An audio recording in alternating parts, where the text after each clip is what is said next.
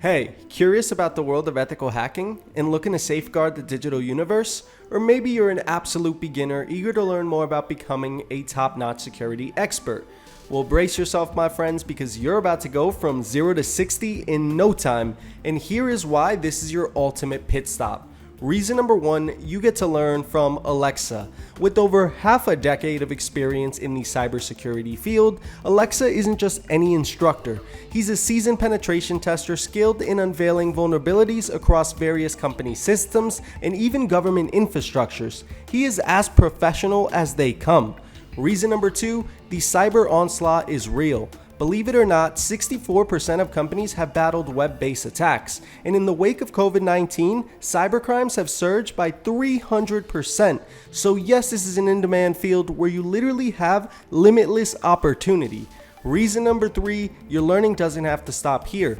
This tutorial is actually part of Aleksa's complete comprehensive ethical hacking bootcamp course. So once you finish watching this video, make sure to check out his complete course where you'll learn about many more advanced topics like vulnerability analysis, man-in-the-middle attacks, and even build 12 hacking tools along the way.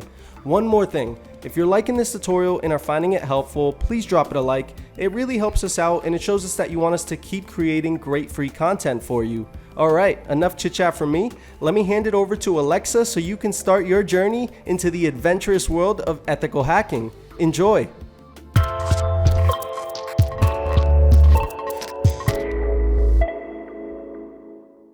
Welcome to the complete ethical hacking course. In this course, we will be covering everything you need to know as an ethical hacker, from theory to the practical examples. We will start with basics first, and the further we go in the course, the more intermediate and advanced stuff we will cover. Knowing theory and practicing different attack methods that we will learn will eventually make you a master in ethical hacking. But wait a second. We just started the course and I'm already talking about being a master in ethical hacking. Let's slow down a little bit. What even is ethical hacking? And what does an ethical hacker do? Or you might also wonder, can I get in trouble by doing this? Don't worry. Remember, we are ethical hackers. This means we are hired to hack into a network or a device, or in general, we want to find as many vulnerabilities inside the target system, but not to do bad things. Quite opposite, we want to secure them. An ethical hacker who is hired to find as many vulnerabilities in a certain system is also known as a white hat hacker. Now, I mentioned a word system quite a few times by now. What do I mean by finding vulnerabilities in a system? Well, system can be anything. It can be a network of multiple computers, or it could be just one single computer. It could also be some company's server that they keep their important data on. We could also be targeting a web page or a website. A vulnerability, on the other hand, is anything that could allow someone to have an unauthorized access to that system. We are there to discover them and secure them. But why are we doing this? Well, as you know, there are the bad guys, or also known as black hat hackers. Their goal is also to find vulnerabilities in a system, but not to secure them. Instead, they want to perform malicious activity once they gain access to that system. That is the difference between a white hat hacker and a black hat hacker. A white hat hacker is there to find vulnerability, notify the person that hired him, and let him know of a possible unauthorized access. You can think of us as a cyber police. We are there to protect. A black hat hacker, on the other hand, is there to perform malicious activity such as stealing your data. They could also try to steal your online money. They could install a virus or a keylogger on your PC and track everything that you do. They can go as far as doing something like stealing your identity. However, the methods white hat and black hat hackers use can be quite similar.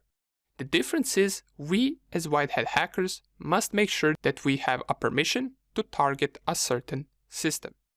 An example would go like this. We get hired by a certain company. That company could have a website, different networks with computers inside the building where, for example, employees work.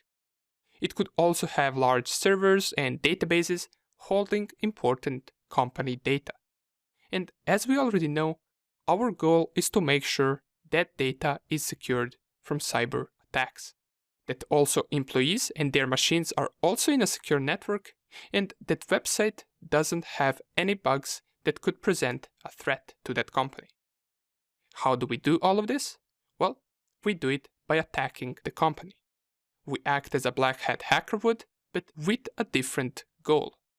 Okay, but here we come to another problem. You might be wondering, well, how am I going to learn this? Or how am I going to practice this? I just said that we need a permission to attack any system, right? Well, don't worry. We will simulate all of these targets with the help of our home devices, and also with the help of virtual machines. It will be exactly the same, just this way you won't be breaking any law while you practice, since the targets that you will attack will be yours. Okay, more about virtual machines later. Right now I want to give you a small challenge. One of the biggest online cyber attacks is something called phishing. In most cases, phishing is an act of black hat hackers tricking you into entering some of your private data, such as usernames and passwords, into a web page that isn't to be trusted. This is one of the ways how they steal online accounts. Let me show you. Here I have two Twitter login pages. One of these two that you can see right here is a fake login page, and the other one is real. Let's take a quick look at them. So let's take a look at the first one. Here it is. And if we take a look at the second one, they appear to be exactly the same, right? Have you figured out which one is real and which one is fake? The first one that we saw is the fake login page, while the second one right here is real one. Let's mention some of the obvious reasons why this page right here that you're looking at is a fake login page that can be used to steal your account. Even though they are identical at first glance, if we take a closer look, we can see it doesn't really have twitter.com as the website name. Instead, we have some random IP address in our search tab, and this is the biggest indication that this page is indeed a fake page and that you shouldn't enter any private information here. The original page should be twitter.com.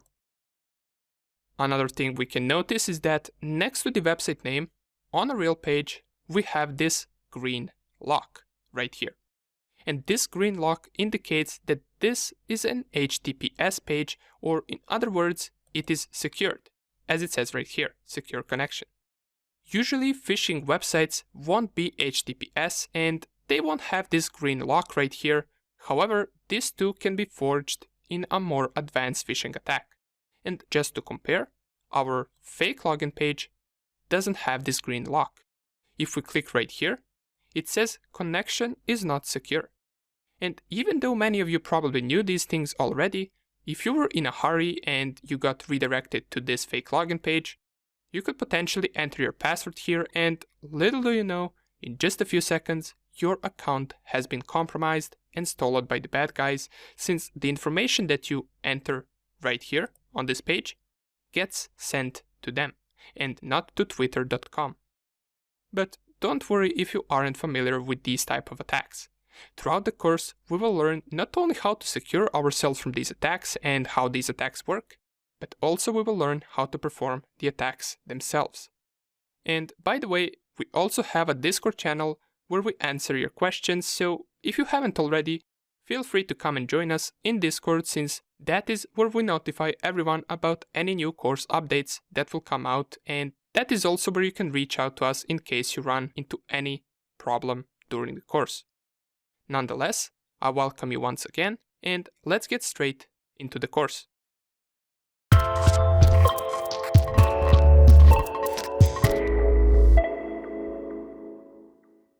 Okay, so what is a virtual machine? This is something that I mentioned in the previous video, but it is important for us to fully understand what it is.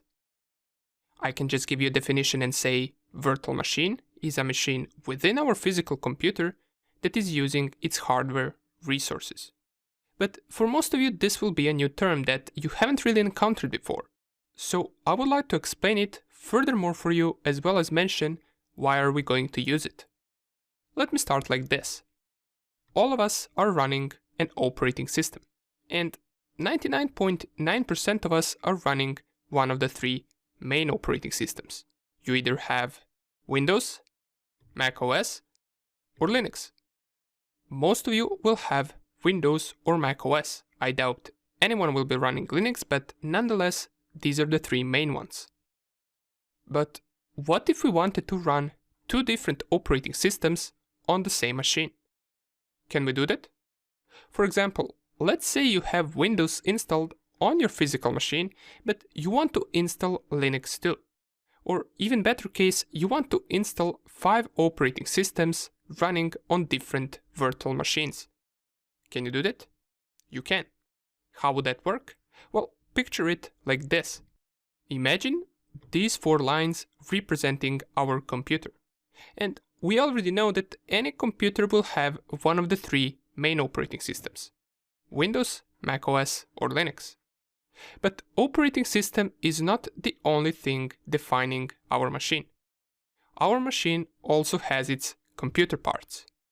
We have hard disk, processor, RAM memory, motherboard, and many more computer parts that, with the operating system, make our machine work.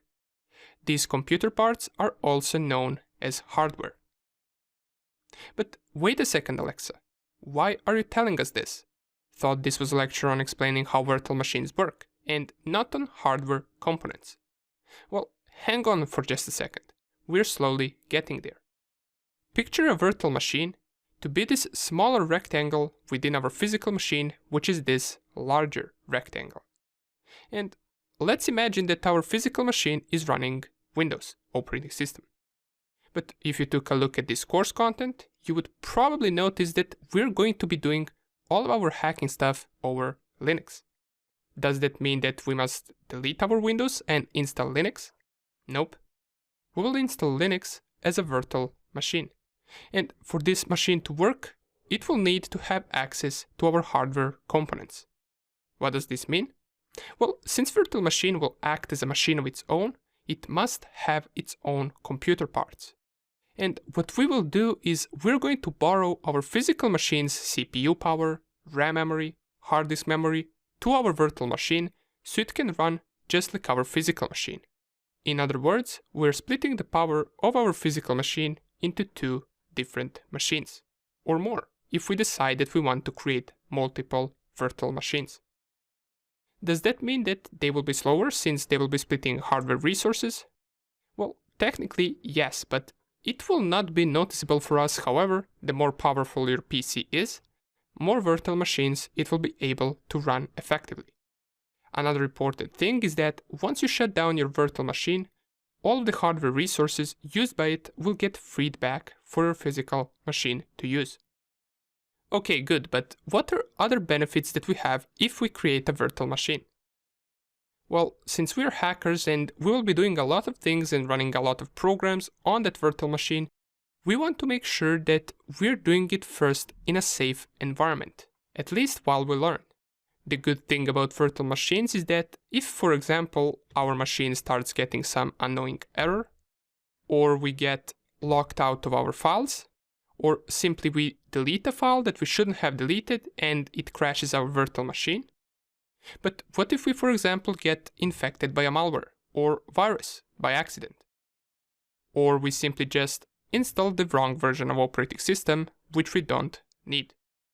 Don't worry, with 2 clicks, we can delete the entire virtual machine with all of its files and it will have no effect on our physical machine. Then we can proceed to create a new one for as many times as we want. We can also create something called a snapshot, which will allow us to save the current state of a virtual machine, and with it, we can revert it back to that state whenever we want. This could be used if we, for example, run into some errors with our virtual machine. Sounds cool, right? Now that we know how virtual machines work and why are we going to use one, you must be wondering, how can we create a virtual machine? Actually, this is pretty easy. All we need are two things. We need an operating system that we want to install in that virtual machine, and we also need something called virtualization software. Now, what is this? Even though it sounds harsh saying virtualization software, what it essentially is a program that will allow our physical machine to borrow hardware components to our virtual machine. Or we can also define it as a program that will allow us to run multiple operating systems on a single host or a single machine. So with these two combined, we can create our virtual machine, and in the next few lectures, we're going to see exactly how to do that. See you there.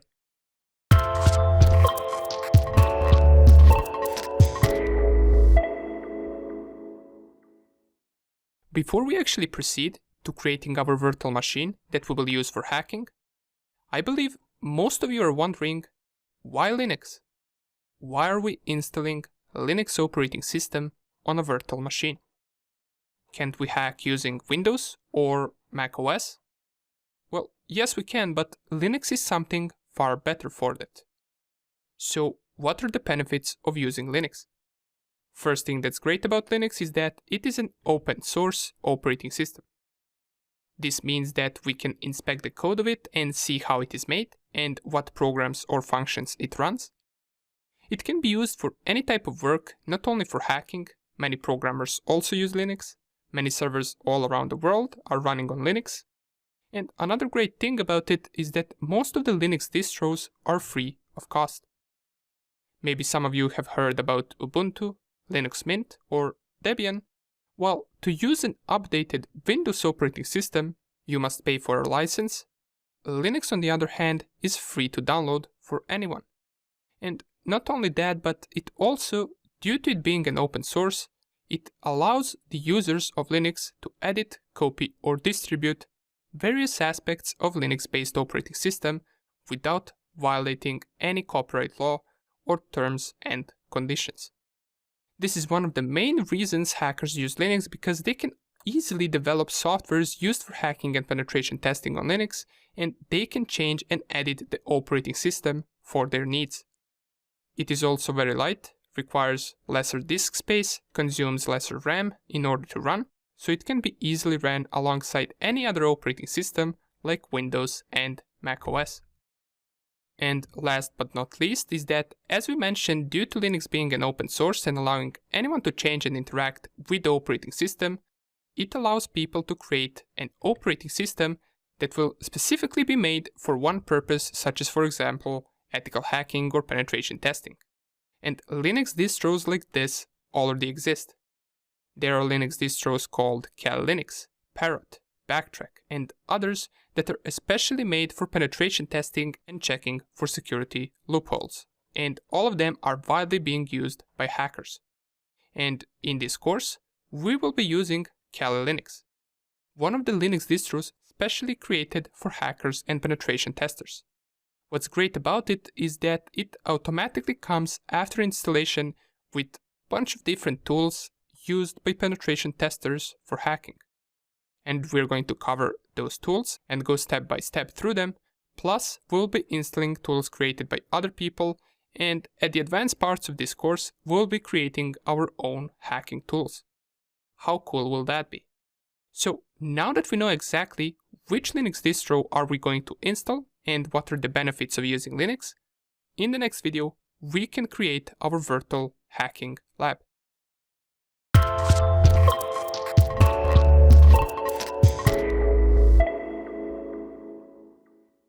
Welcome back. So we have talked about virtualization software and Kali Linux in the previous lecture, and now is the time that we finally start creating our virtual machine. Now, to do that, remember, we need two things. We need the virtualization software and the operating system that we're going to install. So for the virtualization software, we will use VirtualBox. Now, to navigate to VirtualBox page, you can simply just type VirtualBox in your Google search bar, or you can simply just navigate to the link virtualbox.org. Once you navigate to that link, it will open this page where you will be prompted to download the newest version of VirtualBox, which is currently 7.0. Now, the one that we use in the course is, I believe, 6.0, but feel free to download the newest version at the point of you watching this tutorial. If there is, for example, VirtualBox 7.2, feel free to download the newest version. Okay, so to download it, we simply click on this Download VirtualBox, and we will have several options here depending on the operating system that our host machine is running. Now, since I'm on Windows 11, I will click on Windows hosts, but if you're on Linux, you would go with Linux distributions. For Intel Mac OS, you would go for this, but since I'm using Windows 11, I will click on Windows hosts. Now it will ask me where do I want to store this VirtualBox installation file. I already have it downloaded, it's on my desktop, but for you, simply just save it wherever you want and click on save right here. Once you have the VirtualBox installation file downloaded, you want to navigate to Kali Linux official page to download the Kali Linux operating system. To do that, once again, simply just type Kali Linux in your Google search bar or navigate to the website kali.org.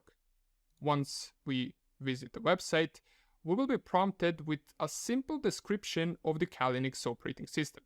So, as it says right here, Kali Linux is an open source Debian-based Linux distribution geared towards various information security tasks such as penetration testing, security research, computer forensics, and reverse engineering. If I simply click on download, it will lead me to the download page for Kali Linux, where we will have several different options that we can choose from. Now, the one that we want to use for the course is the installer images. The virtual machines one will work as well, but if you want to have it exactly as we do in the course, you want to go with installer images. So I'm going to click on installer images, and here we get the newest version, which is Kali Linux 2023.2.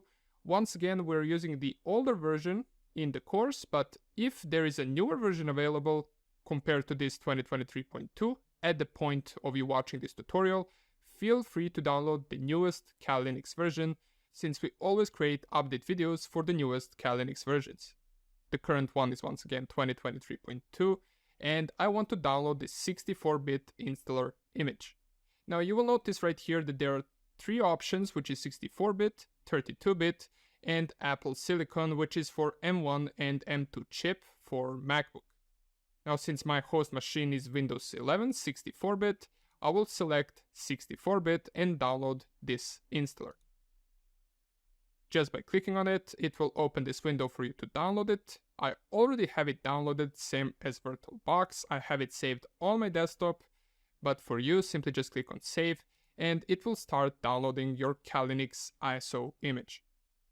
If you are on a 32-bit system, you simply select 32-bit, and for anyone using a MacBook on M1 and M2 chip, which is Apple Silicon, select here, Apple Silicon, and select the installer image, which will work on M1 and M2 chip.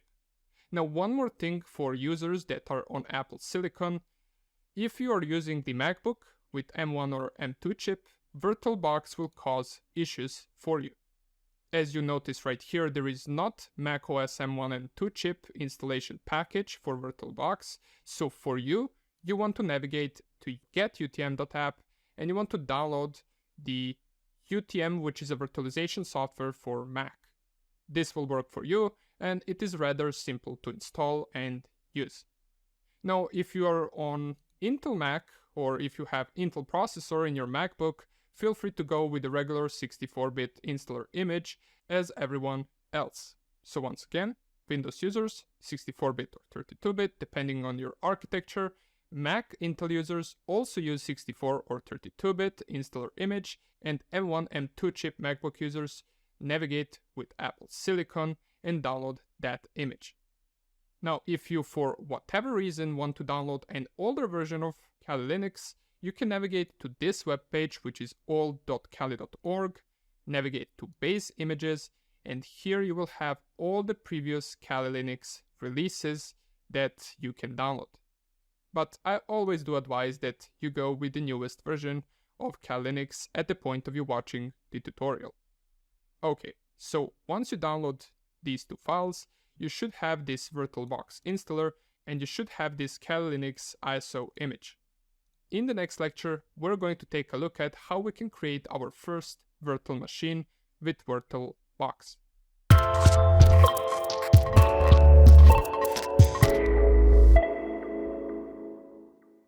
Welcome back.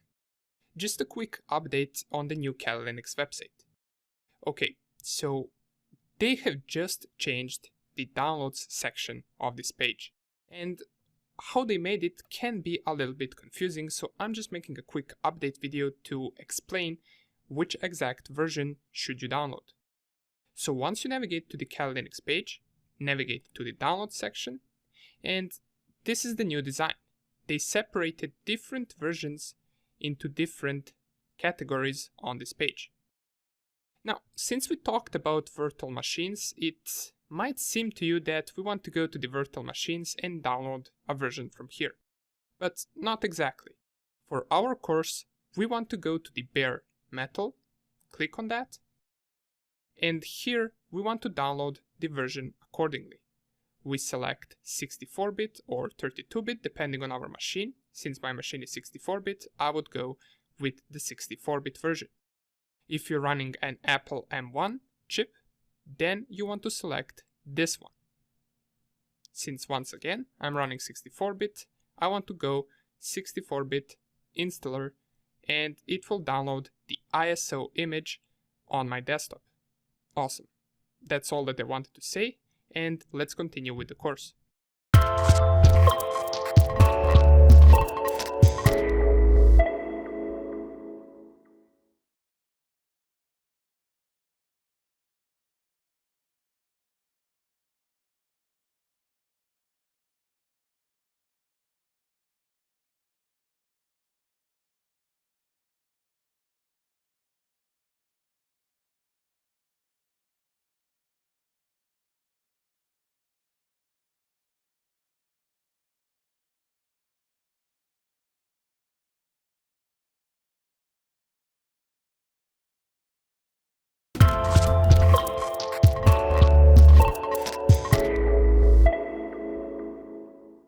Welcome back.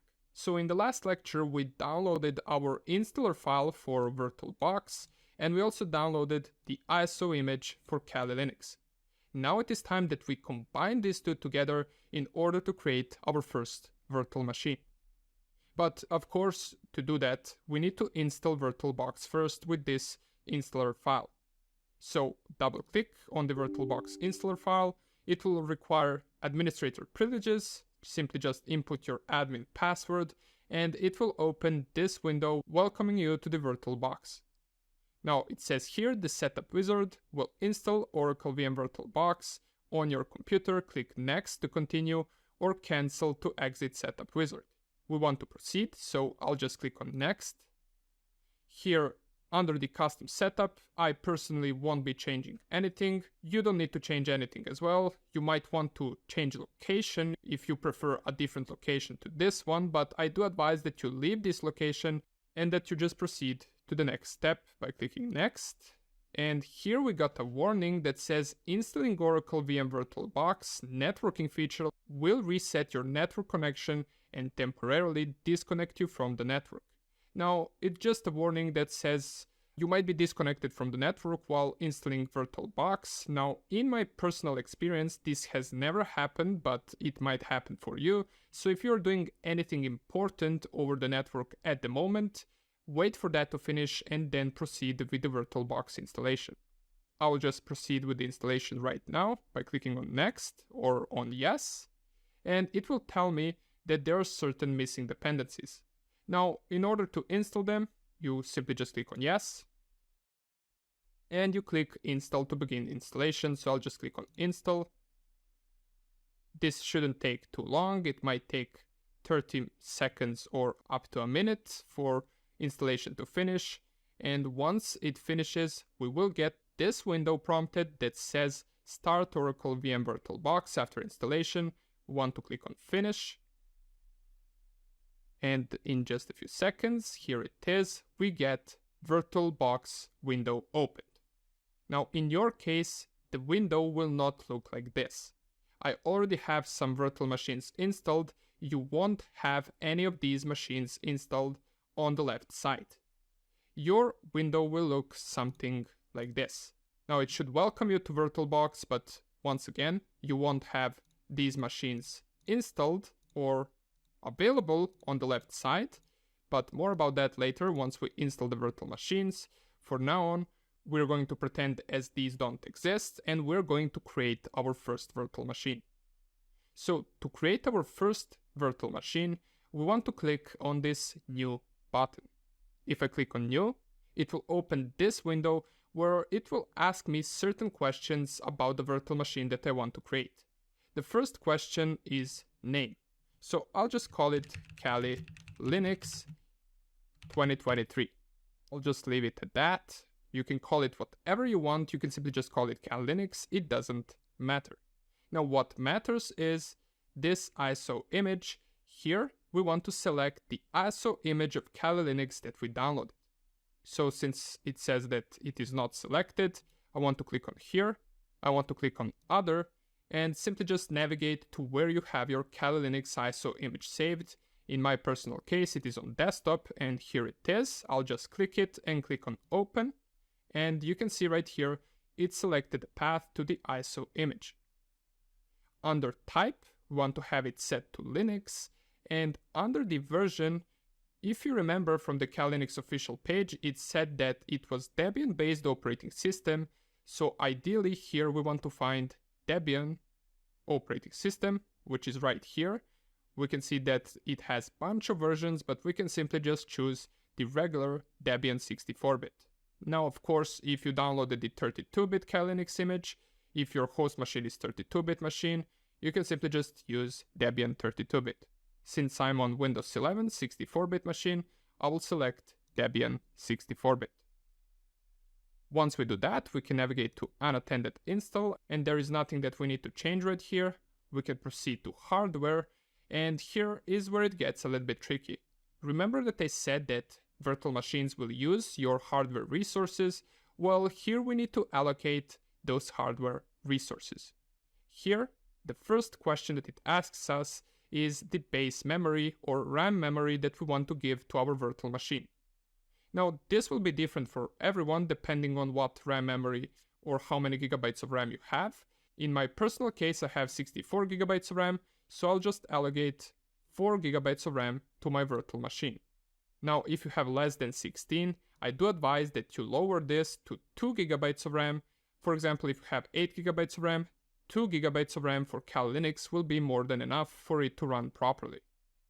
If you have 4 gigabytes of RAM, then you can proceed with either 2 gigabytes or you can even try lowering it to 1 gigabyte of RAM, but 2 gigabytes will be ideal. Now once again, I'll proceed with 4, and under the processors, you can simply just leave it on one CPU core. No matter how many CPU cores you have, it will work just fine with one processor running for the VM. Now we go down to hard disk, and here we want to allocate space for Kali Linux virtual machine. Now, by default, it will set it to 20 gigabytes, but that will not be enough. You ideally want to have it between 30 and 40 gigabytes of free space for the virtual machine. I will leave it on 40, just like this. This should be more than enough for the virtual machine to run, and all we have to do right now is click on Finish. And once you click on Finish, you will have your first virtual machine added right here on the left side. In my case, here is the virtual machine that we just created, Kali Linux 2023. If you click on it, you can see all of its settings on the right side. We can see that we allocated 4 gigabytes of RAM right here. We used Debian 64-bit operating system, and you can see all the other settings that we used to create this virtual machine. Okay, awesome. Now that we created this virtual machine, in the next lecture, we're going to start it for the first time in order to install the operating system. See you in the next lecture.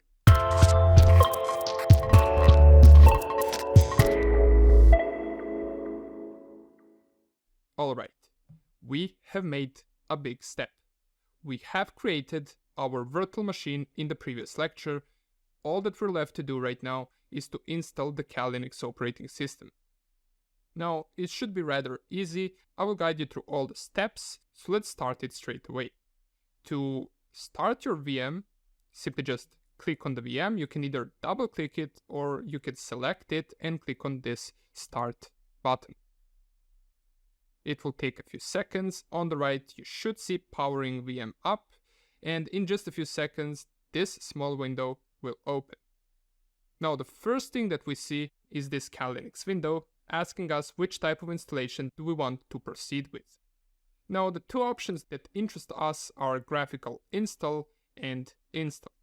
Now, since this window is quite small, what I'm going to do is I'm going to click on View, and I'm going to enter Scaled mode, which will enlarge this window a little bit. Now, to enter Scale mode, you can simply just do what I did, and to leave Scale mode, you use right control button and C.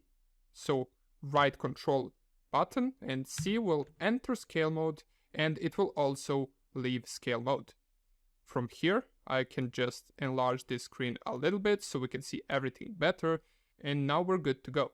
So I'm going to select graphical install, I'm going to press enter, and just a quick note, inside the virtual machine, during the installation, your mouse will not work, so make sure to navigate with arrow keys on your keyboard.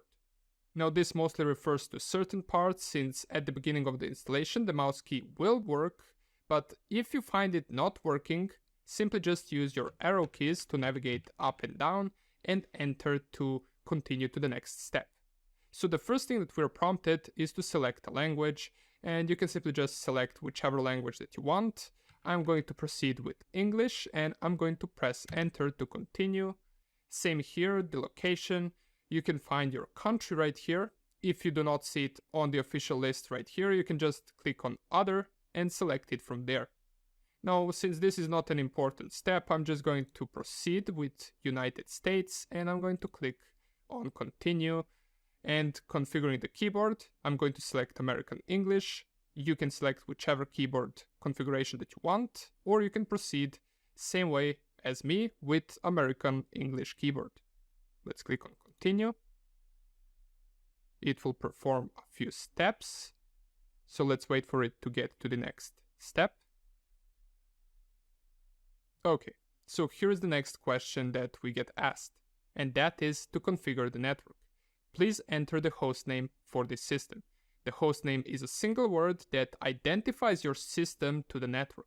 If you don't know what your hostname should be, consult your network administrator. If you're setting up your own home network, you can make something up here. Now, since most of us are in our home network, we can simply just make something up here. So I'm just going to type Kali, simple as that. And I'm going to press continue. We get one more configuration of network, but this time it is domain name. And here the domain name, we can simply just leave empty. So just delete whatever is inside this input bar and proceed to the next step. Okay, so here is where we set up the full name for the new user on the Kali Linux system. And since we are hackers, of course we are not going to use our full name. We could just make something up here. I'm going to call my new user Mr. Hacker. Now you can call your user whatever you want. This is not that important step, just make sure to remember it for later. Once you name your user, click on continue, and it will ask you to select the username for that new user. I will just leave it as Mr. Hacker right here, and I will proceed to the next step. The next step is giving the password to our new user. So in the first field, type in the password that you want your user to have. I'll type it like this, and if you want, you can make sure that you typed it properly by clicking Show Password in Clear. Here we want to re-enter the same password just to confirm it. And fun fact, make sure that you add a strong password, because in the history, many of the black hat hackers have been caught by having weak passwords. Now, of course, we are not black hat hackers, we are white hat hackers, but we still want to have a strong password for our Kali Linux machine. So, once again, once you type your password in and you confirm it, you can click on Continue. Here it asks us to configure the clock. I will proceed with Eastern. You can choose your time zone accordingly. I'll just proceed with Eastern. And here we come to the partitioning of disks. Now, under this step, if you're a beginner, simply just click on Guided, use entire disk, and click on Continue. It will give you this one option, which is your hard disk that you created in the previous lecture. For me, it is the 40 GB large hard disk. For you, it might be different, but just select it right here and click on Continue. Again, partitioning disks. Here it says that this can be partitioned using one of several different schemes. If you're unsure, choose the first one. Since we are beginners and it does say right here recommended for new users, let's select this one, which is all files in one partition, and let's click on Continue. We want to select Finish Partitioning and write changes to disk and click on Continue once again. And here we want to click on Yes and click on Continue. And it finally finished partitioning our disks, and it will start installing the base system for Kali Linux. Let's wait for the next step. And after a minute or two, here is the next step. Software selection. Now ideally here you don't want to change anything. You can simply just leave it as it is. So let's go to Continue. And after this step, this next step, which is selecting and installing software, can take some time, even up to an hour, or in some cases over an hour. So just sit back and enjoy, grab a cup of coffee, and I will see you as soon as next step pops up. Okay, here we are at the next step. This installation took quite some time. Now, for me personally, it took about 15 to 20 minutes. For you, it might have been more or less. Now, for anyone that might have encountered an issue during the last step or during the software installation, double check if you have provided enough free space for the Kali Linux machine. Make sure that you provided at least 30 GB of free space.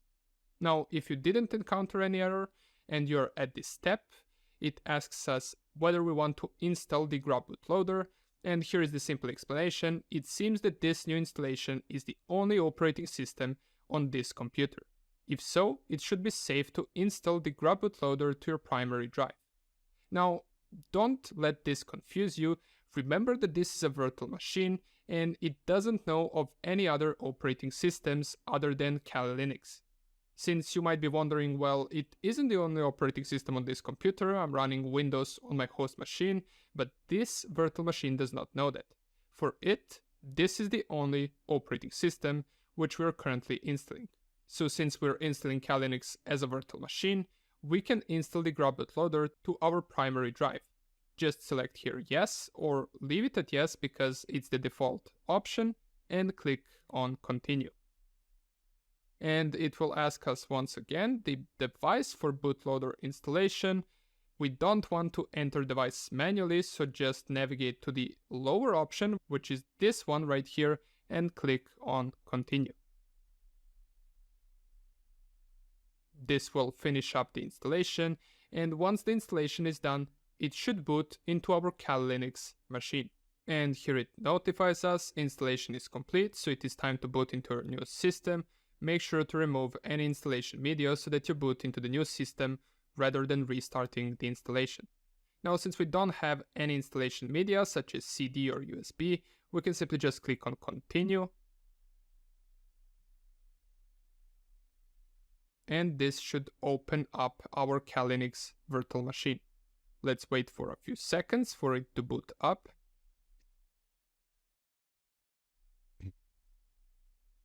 And here it is. Here is our login window. Now at this point, I will leave the scaled mode by pressing right Ctrl and C. And you will notice that my window will get smaller, but this will be fixed in just a second. Let us first log in. My username, if you remember, is Mr. Hacker.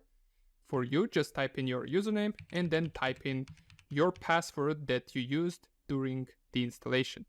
Click on Login, and this will open the Kali Linux desktop. Now, to enlarge this window, usually all you need to do is simply just enlarge this window, lower it once again, and enlarge it once again. But here is our first error. You might have noticed that my screen went black, and that can happen to you as well. Now, what I would do in this case is I would lower the screen, I would close the virtual machine, and I can do that by clicking on X and then clicking on Power of the machine, navigating back to my VirtualBox, selecting my machine, navigating on Settings, navigating on Display Settings, and under the video memory, I want to enlarge this to, let's say, 80, and I want to click on OK. Now, if I start the VM again, it will once again take a few seconds to boot up.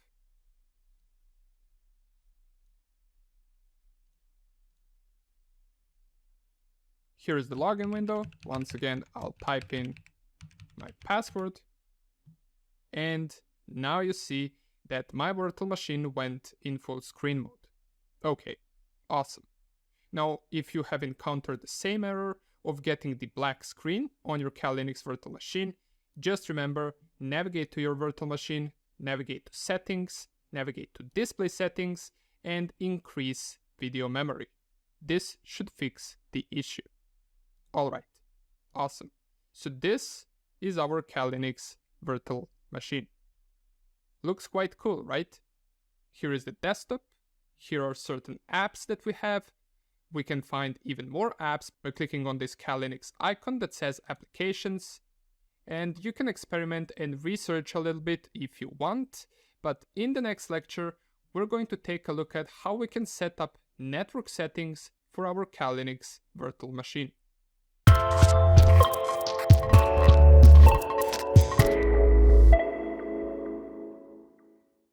Welcome back. This is a quick little update video that we do every time a new release of Kali Linux comes out. And since today is 1st June 2023, we got a new release of Kali Linux, which is Kali Linux 2023.2. Now, if you want to read all the new things about this release, you can navigate to the Kali Linux official page, click on blog, and the latest blog will be the Kali Linux 2023.2 release. Now, all in all, there are not many new things that are interesting for us or for the course, but nonetheless, you can read all the new things that are added, which are summarized right here. If you want to read about any of these in details, for example, let's say you're interested in what new tools were added, you can click on New Tools, which will lead you down the article where you will see all the new tools that were added in this Kali Linux release. Now, to install or to download this release, you simply navigate to Get Kali, Installer Images, and here you can download the 64-bit installer image, or if you're using Apple Silicon M1 or M2 chip, then you can simply select Apple Silicon and download the installer like this. For all the other machines, the 64-bit regular installer will be a way to go.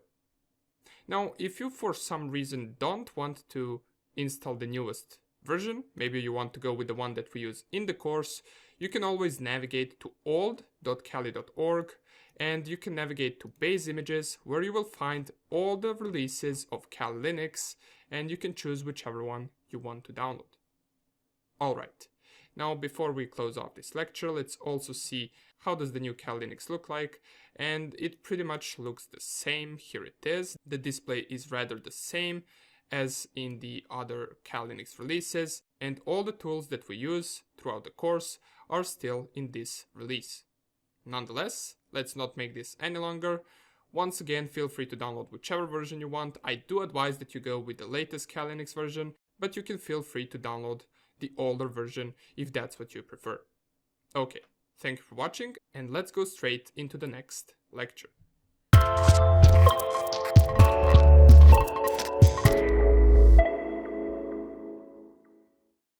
Alright, we got our hacking machine running and ready to use. Before we get to explaining all of the stuff you see on the screen, First, we need to make sure our machine is working properly. So we'll just go through a few checks. The first check that we want to do is your machine in full screen mode? Now, in the previous tutorial, I showed you what you can do to get it in full screen mode, and all you need to do is minimize this screen and maximize it once again, in case it already wasn't in full screen mode. And that is because newest versions of Kali Linux automatically set your machine to be in full screen mode without installing any additional tools for that. Usually, this trick should work. And if it didn't work and your machine is still not in full screen mode, then we need to install something called VirtualBox Guest Additions. And I would advise all of you to do it even if you already have a full screen mode machine, because guest additions will not only help us with getting our machine to be full screen, but they will also make our machine run smoother and better. In previous versions of Kali Linux, we always had to install VirtualBox Guest Additions to get the full screen mode, so let us see how we can do that in the newest version as well. First we need to do is we need to go up here and click on Devices, then navigate down to the Insert Guest Addition CD image and click on that. They should get imported, and in just a few seconds we should see a disk icon on our desktop. If we double click it, it will open a folder where we will see a bunch of files and other directories. Don't worry, we don't need to know what each of these files are or what do they do. The only thing we need to remember is the path to where these files are. And up here we can see that these files are located at /media/cd-rom0. So let us copy this. If we right click, copy. Now comes the fun part. We have to open something called terminal. And terminal is something that we will use for the entire course. It is the most important tool you need to master as a hacker. But for now, just follow what I do, and we will explain things as we go. To open a terminal, right-click on your desktop and click on Open Terminal here. It will open this window where we can execute our commands. And once again, since terminal is an important tool that you must master and learn from scratch, we will cover it in the next section in greater details. For now on, we just want to install VirtualBox Guest Additions. The first thing that we want to do is we want to navigate to that path that we copied. And to do that using terminal, we must use a command called cd. This cd command stands for changing directories, and you can see that we are currently on the desktop directory, which says right here. To change the directory, we type the cd command and then we paste the path where we want to go. So change directory /media/cd-rom. Press enter and you will see that in the next line we will be changing directories to the desired folder. Now, to list all the files inside of this directory, we need to type another command which is called ls. What this command stands for is simply just listing the contents of the current directory. So you can just remember ls to be a short command for list. If I press here enter, we will see a bunch of the files that are located in the current directory. These files are actually the files that we saw once we opened these VirtualBox Guest Additions. You can see these are the same files. Right now we are just there inside of our terminal. And out of all of these files, now we must run one of them. Can you guess which one? We know that we can't run the exe files since those are aimed for Windows systems and we are on a Linux system. But we can, however, run this one called VirtualBox Linux Additions.run. If you guessed that one, congrats! This is the one that we will run. To run it, we can use a command that says sh VirtualBox Linux Additions.run. And this sh is just a way for us to actually run this file, which we are also going to explain once we get to explaining terminal in greater details. For now on, if we press enter, this program must be ran with administrator privileges, aborting. For now, don't think about this and just run the following command: sudo sh virtualbox linux additions.run. If we press enter here, you should get a prompt like this asking you for your password. Then type in your password, and keep in mind that even while you're typing, you will not be able to see anything appear right here, which doesn't mean that you're not typing. You are typing, just it doesn't show anything inside of the terminal. Once you typed in the password, click enter, and it will ask us, do we want to continue with the installation? We want to specify right here yes, and it will start the process of installing VirtualBox guest additions. Now, you will notice that this entire process will be performed automatically. We do not need to do anything anymore. This will install on its own. And don't worry if there is a part of this entire process that you did not understand. We will discuss all of these commands and tools later on. This installation right here will take a minute or two, so let us just wait for that to finish. Okay, so it has finished, and we can see right here that it tells us running kernel modules will not be replaced until the system is restarted. What this simply means is that this installation will not have any effect until we reboot or restart our machine. So there are two ways that we can do that. You can either go in right corner right here, click on this and click on restart, or you can do it in the cool way using terminal. So if I cancel here and go back to my terminal and type the command reboot, it will say command not found. And if you get this message as well, what we want to do, we want to type sudo and then once again reboot, press enter, and this will restart our machine for us with just one command that we ran in terminal. Now we're ready to perform the second check, and the second check would be internet connection. So we want to see whether we can access the internet. And to check that, we're going to use our terminal once again, and we will try to ping Google. So let us open up our terminal. We already know how to do that. Right click and then open terminal here. And if we receive responses back from Google, that means we can access the internet. So let's check it out. Type ping google.com. And here it is.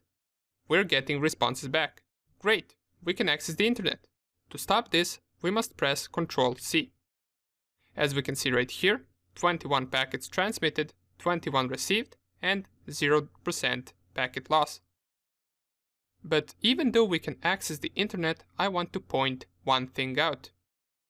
If we go to settings of our virtual machine, and we select the virtual machine, navigate to settings, and from the settings navigate to network settings, we will notice that we're attached to NAT, and what NAT is a network address translation. This means that the IP address that our Kali Linux machine has will be given to us by a VirtualBox. So if I go to my Kali Linux and in the terminal type sudo ifconfig, press enter, enter my password, here we will see that we got the IP address of 10.0.2.15. And this is the IP address given to us by VirtualBox. Since this can present us a problem later on, we want our IP address to be received from our DHCP or from our router. And before I show you how to do that, I want to point out why this could present us a problem. Well, this IP address right here does not belong to the IP range of my local area network. If I go to my Windows machine and open up command prompt to check out the IP address on my physical machine, I can type right here ipconfig, and I will see right here that the IP address that my physical machine has starts with 192.168.1. And this is not the same IP range. It starts with 10.0.2. So I want to change this to start as my physical machine with 192.168.1. To do that, my Kali Linux must receive the IP address from my router. And for all of you Mac users, you can also type in ifconfig in your terminal on your Mac. Basically, you can check the IP address of your Mac the same way that we did inside of our Kali Linux by typing ifconfig. And all we need to do to change this IP address is go to the network settings and switch from NAT to bridged adapter. This will automatically set my bridged adapter and my adapter to be this one, since this is the only one I have. And since I'm connecting over cable connection, I want to go to the advanced and check right here, cable connected. You can select your adapter right here, and once you do, click on OK. Just one more thing before we click on OK. In case your wireless adapter is not working in Kali Linux, since there are some wireless adapters that are not supported by Kali Linux yet, keep in mind that the cable connection will always work. So if your wireless adapter doesn't work, just switch the adapter to cable connection and then press on OK. Now that we changed this, if I go back to my Kali Linux machine and run the same command, which is sudo ifconfig, now it starts with 192.168.1. And keep in mind that for you it might start differently. It doesn't have to start with these three numbers. It might be something like 192.168.0, or it might be something like 10.1.1 or 10.0.1. It depends on your network. So now we can see that both of these IP addresses are starting the same. Okay, great. Now that we went through both of the checks for the full screen and network connection, in the next few lectures, we can proceed to get more familiar with the Kali Linux environment and hackers terminology. See you there.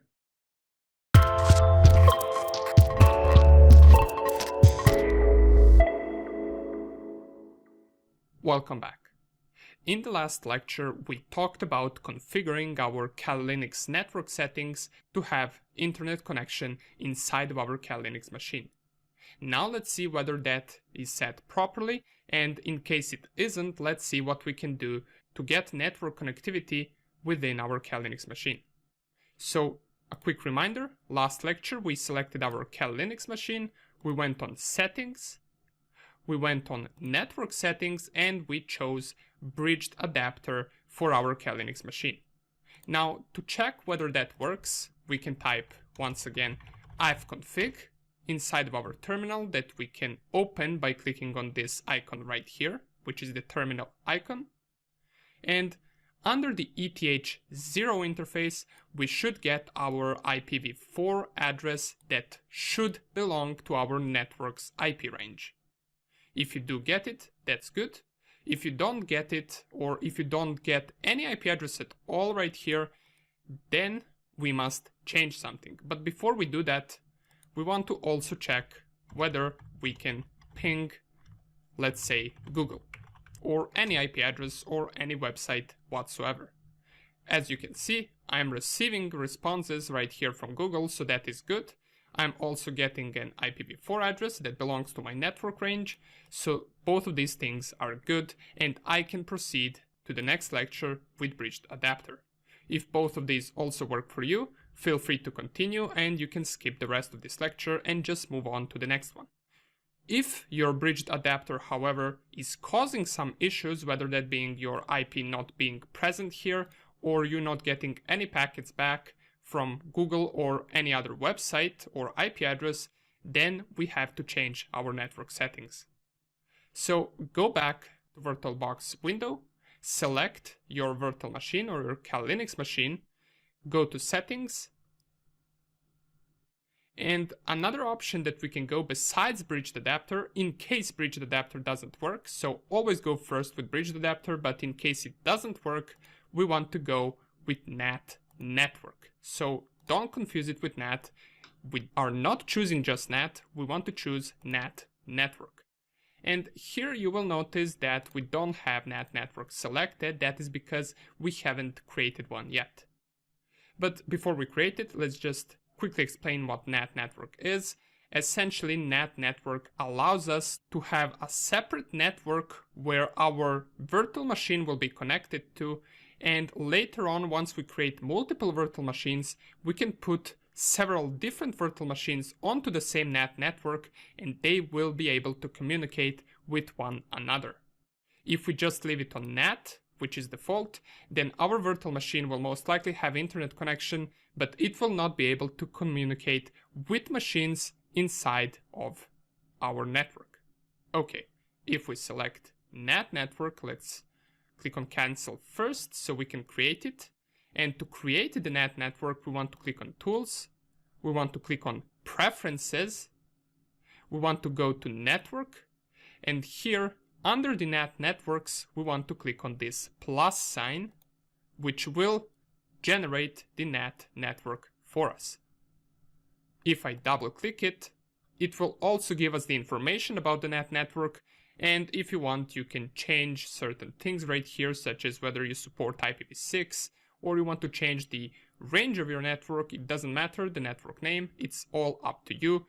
I will just leave all of this on default, and I will click on OK. I will also click on OK here, and all I have to do is go back to settings of my Kali Linux virtual machine, go back to the network settings and switch from bridged adapter to NAT network, and now you will see that under the name we have our NAT network selected. Once I click OK, it will save the settings. I will now reboot my virtual machine. Let's give it a restart. So here it is, our Kali Linux or my Kali Linux has rebooted, and now let's see whether we do get an IP address and whether we can ping websites from our Kali Linux. So first thing we do once again, we open terminal by clicking here, and if I type ifconfig, now we get a different IP address, which is the IP address from the NAT network right here, which is good, and yours might be different, just so you know, it doesn't have to be the same as mine. And the second test that we perform is we ping Google or we ping any other website or IP address, and we are getting response back. So our NAT network works properly. Okay, awesome. That will be all when configuring network settings.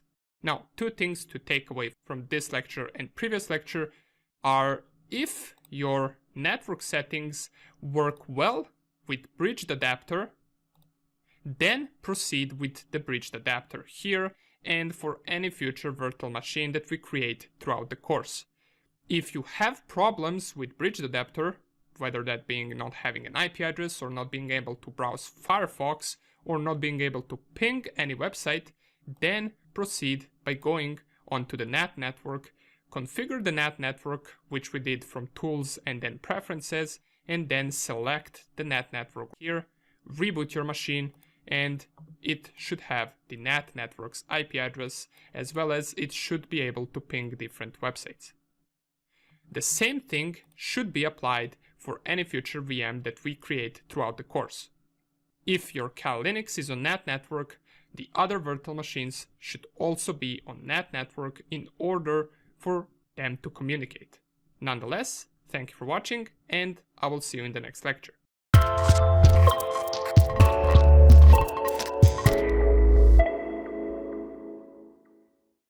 It is time we slowly start getting into penetration testing process. For now, we didn't yet perform any hacking, but we are getting there. It is important we get the basics first and that we know why we do everything, and trust me, later in the course we will be doing some serious stuff and everything will make sense because we covered all the basics first and we didn't just jump into something without any preparation. So in this video, we will be briefly talking about stages of penetration test. How does it go? In which order do we perform the steps? And which steps are crucial? For now on, we got our virtual lab set up. We installed Kali Linux, and all the tools that hackers use are now available for us in our machine. We also performed some configuration to it to get it full screen, as well as performed setup for internet connection. From now, the basic steps that we are going to do is we will use our Kali Linux machine to scan and attack different machines, networks, websites and accounts. But how are we going to do that? Do we just magically attack it? And do we just install virus on their machine somehow? And if so, how do we do that? What about Trojans, password cracking, or phishing? Is that what we do? Well, that is just a small portion of a penetration test. First thing, and most important thing, before we even start a penetration test on a target, is to figure out, do we have permission to attack this target? This is very important since you don't want to be attacking machines or target networks that you do not have permission to attack.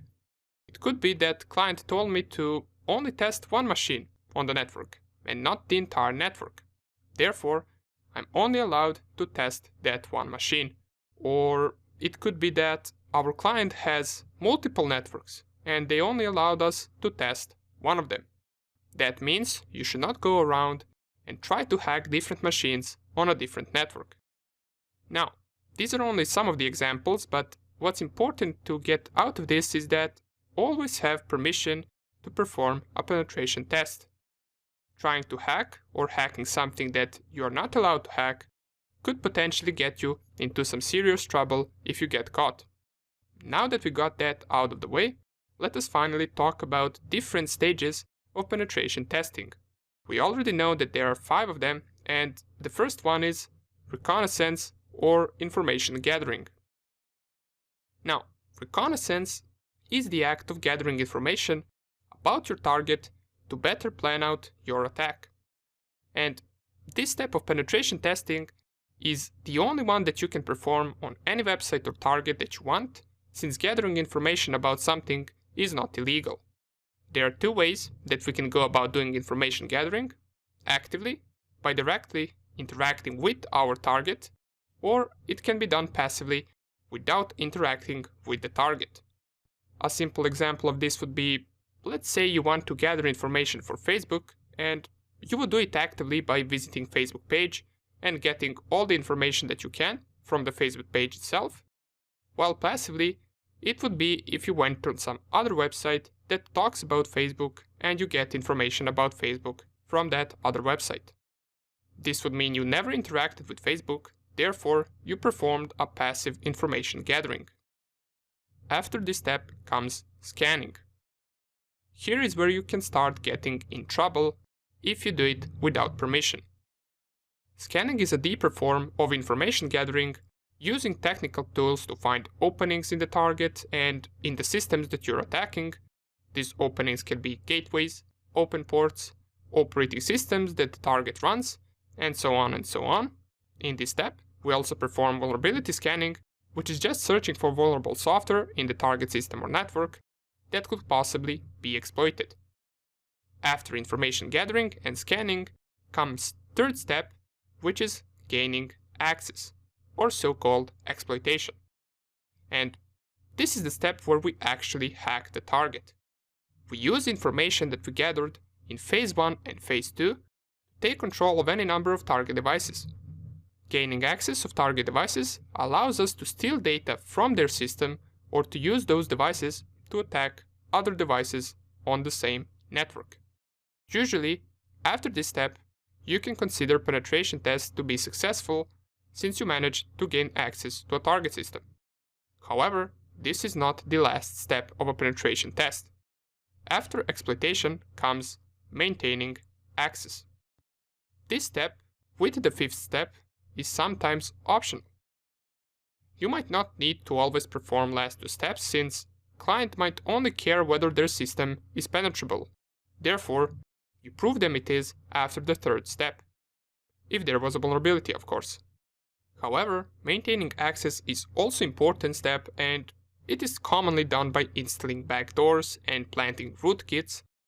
What a backdoor and rootkits are simply programs that will allow us to gain access to that target whenever we want, without the need to exploit it again. We just connect to the backdoor that we planted in the target system, and there it is. We're again on their machine. And last step of penetration test is covering tracks. Covering tracks is simply removing all evidence that an attack ever took place. This can involve deleting or hiding files, editing logs, or basically reverting any changes that you did to the system while the attack took place. Okay, so these 5 steps are the entire process of a penetration test, and we're going to cover them in great detail throughout our course. Keep in mind that these steps should be performed in order, and one more important thing is, in case you're a beginner, you might think that third step, which is exploitation or gaining access, is the most important step of the process. Even though it is very important and crucial, the most important steps are actually information gathering and scanning. It is in these 2 steps that we gather information about the target and discover vulnerabilities, so if you're not that good in gathering information, you might miss some things that could be used to gain access to the machine, therefore preventing you to find an actual vulnerability. So just keep that in mind, that information gathering is 70% of work. Okay, good, so we talked a little about these phases, but before we get to perform each one of these steps, we must first get a little familiar with our Kali Linux machine. So in the next few lectures, we're going to get into details about terminal and some of the commands we can run and execute with it. See you there.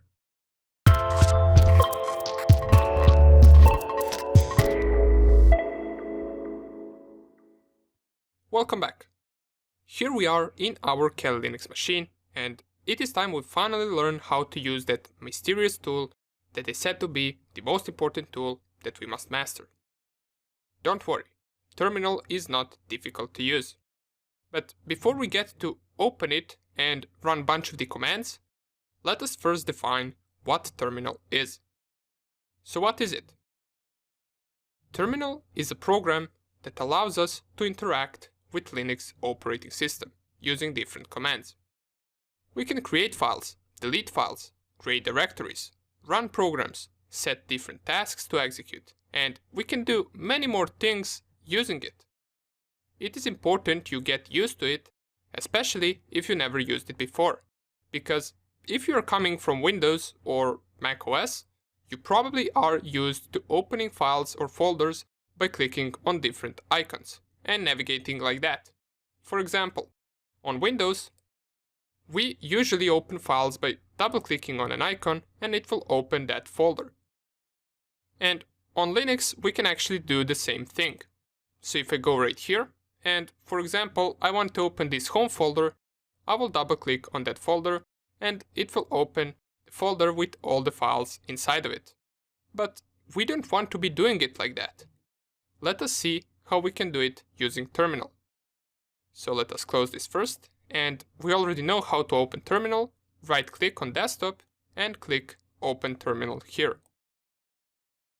First thing that we notice is username that we have right here and the host name that we have right here. But we also notice this /desktop. This means that our terminal process has opened inside of the desktop directory. Does it always open there? Nope. It only opened there because we told it to open there. Remember, we right-clicked on desktop and clicked Open Terminal here. If we, for example, went to the home folder and right-clicked here, Open Terminal, it doesn't say /home like it did in desktop. It just gives us this wavy minus sign. Well, that sign in Linux means that you are in your home directory of your user. And our user is called Mr. Hacker, so the directory name should be /home/Mr. Hacker. And to check the directory name, we can type the command pwd. If we press enter, it will give us the current directory in which our terminal process is running. And it is /home/Mr. Hacker. And this pwd simply just stands for print working directory.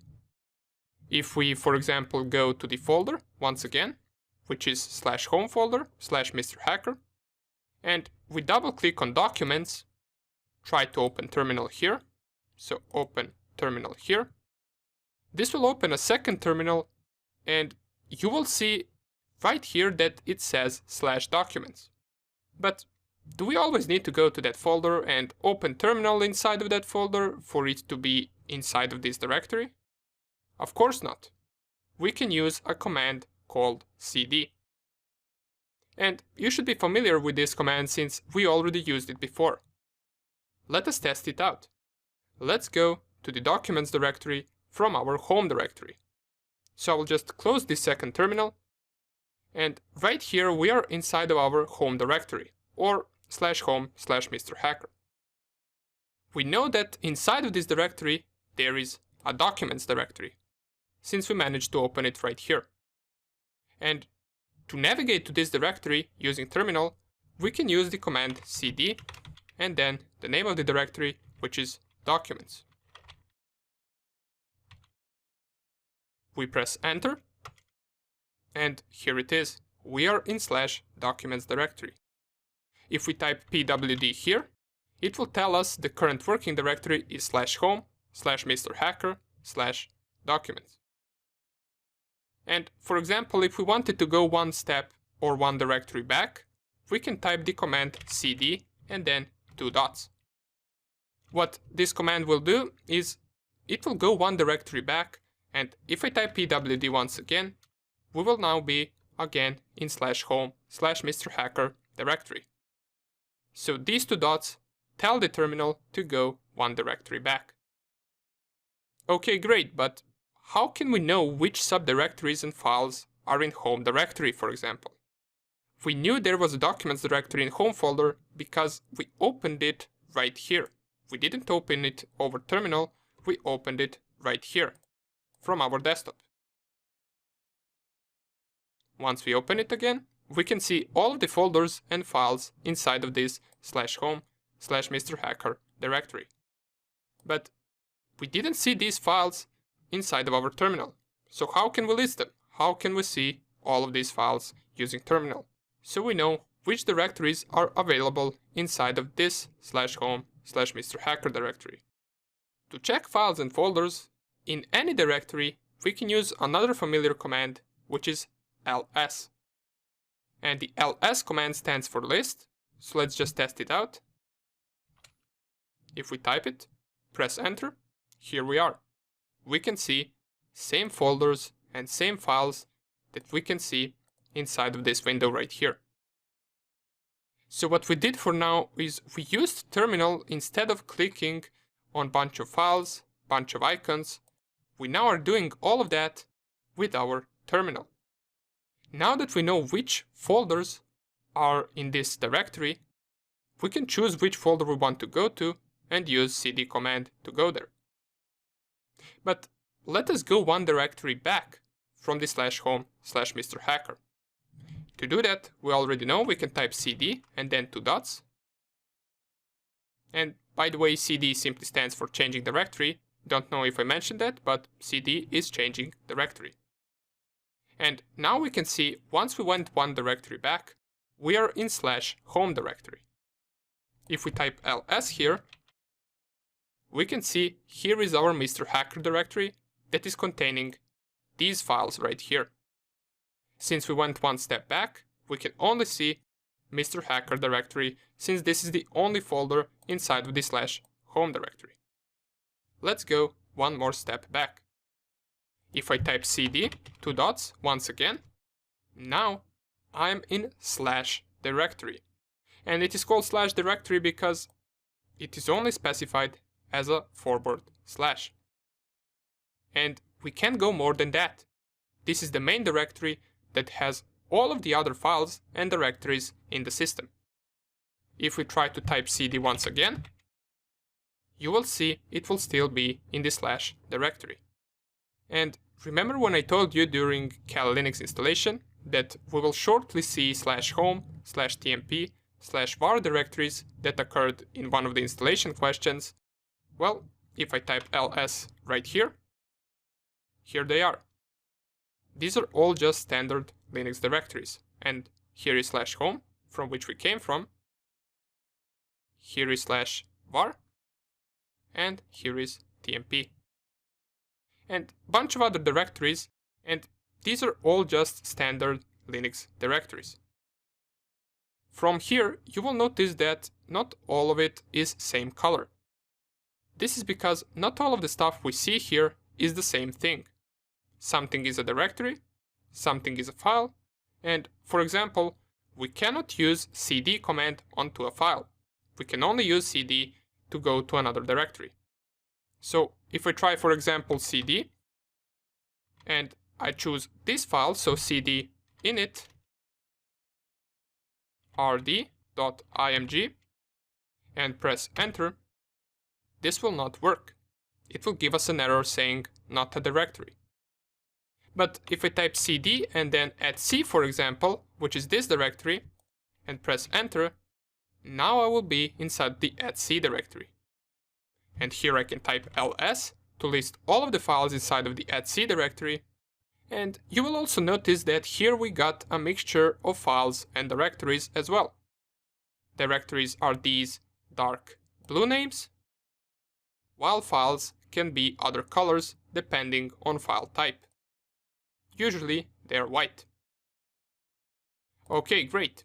We learned the basics of navigating through Linux system and directories using different commands.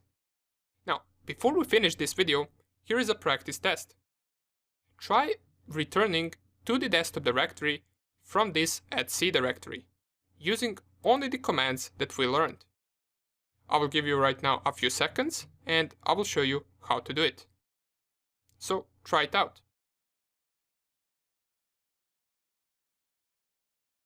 Okay, don't worry if you didn't get it. This will come with practice, so here it is how we can do it.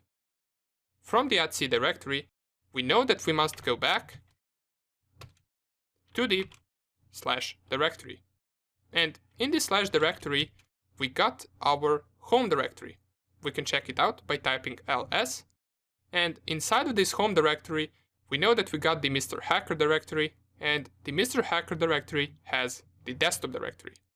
So to navigate there, we can type cd home, type ls here, then type cd Mr. Hacker, type ls here once again to check out all of the available directories, and cd desktop. And now we are on our desktop directory once again. Great, so practice a little bit with these commands. This is nothing really too hard, just take some practice and you will get used to it pretty soon. And in the next video, we're going to see how we can create files and folders using terminal, as well as we're going to see how we can run programs. See you there.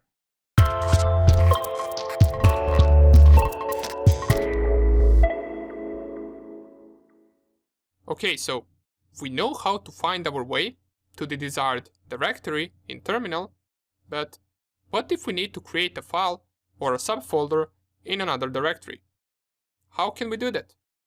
Well, first, let's open up our terminal. And by the way, another way that you can open terminal instead of right-clicking and going open terminal here is going up here to this icon, which says terminal emulator, and clicking on it. By default, this will be inside of your home directory, which we know to be this sign, and if we type the pwd command, we get /home/Mr. Hacker directory. We know that our desktop directory is also inside of this directory, so let's go there. cd desktop, press enter, and now we are in the desktop directory. Let's get back to the files. To create a simple empty file, we can use a command called touch. If I simply just type touch file, and let's call it file1, press enter, this will create a file named file1, and it will have no contents inside of it. We can also see that file1 has been created, as it is right now on our desktop, since we created it inside of the /desktop directory. And if we also type ls, we can see that the file is in our desktop directory. To make sure this file is indeed empty, we can use the command cat, and this command, once executed on a file, writes out all the contents that are inside of that file. Let's try it out. So we specify cat, and then file1, press enter, And this will give no result since, as we already mentioned, the touch command creates empty files. If we want to, for example, put something inside of that file, we can use a command echo. You simply just type it like this, echo, and to put something, you specify after the echo, let's say, today is a really good day. So we specified an entire sentence, and all we need to do to put this sentence inside of this file is to specify this arrow to the right. And after it, specify the name of the file that we want to put this sentence in. So echo, today is a really good day, into the file 1. Press enter. And if we cat it once again with the cat command, so cat file 1, we will see that now it outputs exactly what we've written to that file using the echo command. Okay, that's all good, but there is an easier way and more practical way to do all of this. We can use a text editor to write things inside of a file. And an easy text editor that we can run from terminal is called Nano. So let's try to do the same thing we just did using Nano. If we type Nano, and after Nano comes the name of the file that you want to edit, and since we want to edit a new file that we haven't created yet, we can simply just type name, let's call it file 2, and press enter. This will open this empty window where we can type anything we want. We can type file content here, and it can be anything. We can type, for example, text here, but we could also type code if we wanted to. Let's start with text first. Let's write just hello world as a text. To save this, we press Ctrl O together, then enter to save under this name, and then Ctrl X to exit the Nano editor. If we now type cat and then file 2, and by the way, we can notice that file 2 has been created along file 1 on our desktop. But if we cat file 2, we can see the output of hello world. So we managed to do it only using one tool, which is Nano, instead of using two tools, which are touch and echo. But I also mentioned we can do the same thing with programs. For example, how can we create a Python program using Nano and terminal? First, we need to open a file. So let's type nano and then file3.py.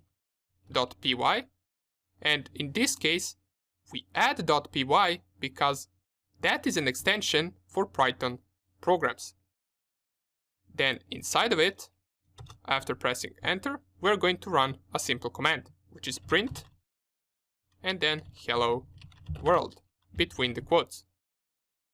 And you will see that some stuff changes colors. This is because the Nano editor recognizes this as a Python program. What we did right here, in case you're not familiar with Python, is we just ran a simple function that will print out the string that is in between the quotes. So this will just print out hello world. Let's save it with Ctrl O, then press enter and then Ctrl X to exit. And luckily for us, Python is already installed in Cal Linux. So all we need to do to run this program is to type python 3 and then the name of the file, file3.py. Press enter and the program will execute. Here it printed out hello world. Cool, right? You will also notice that the icon is different than these two icons. This is also, once again, because this is recognized as a Python program. It even has the Python icon.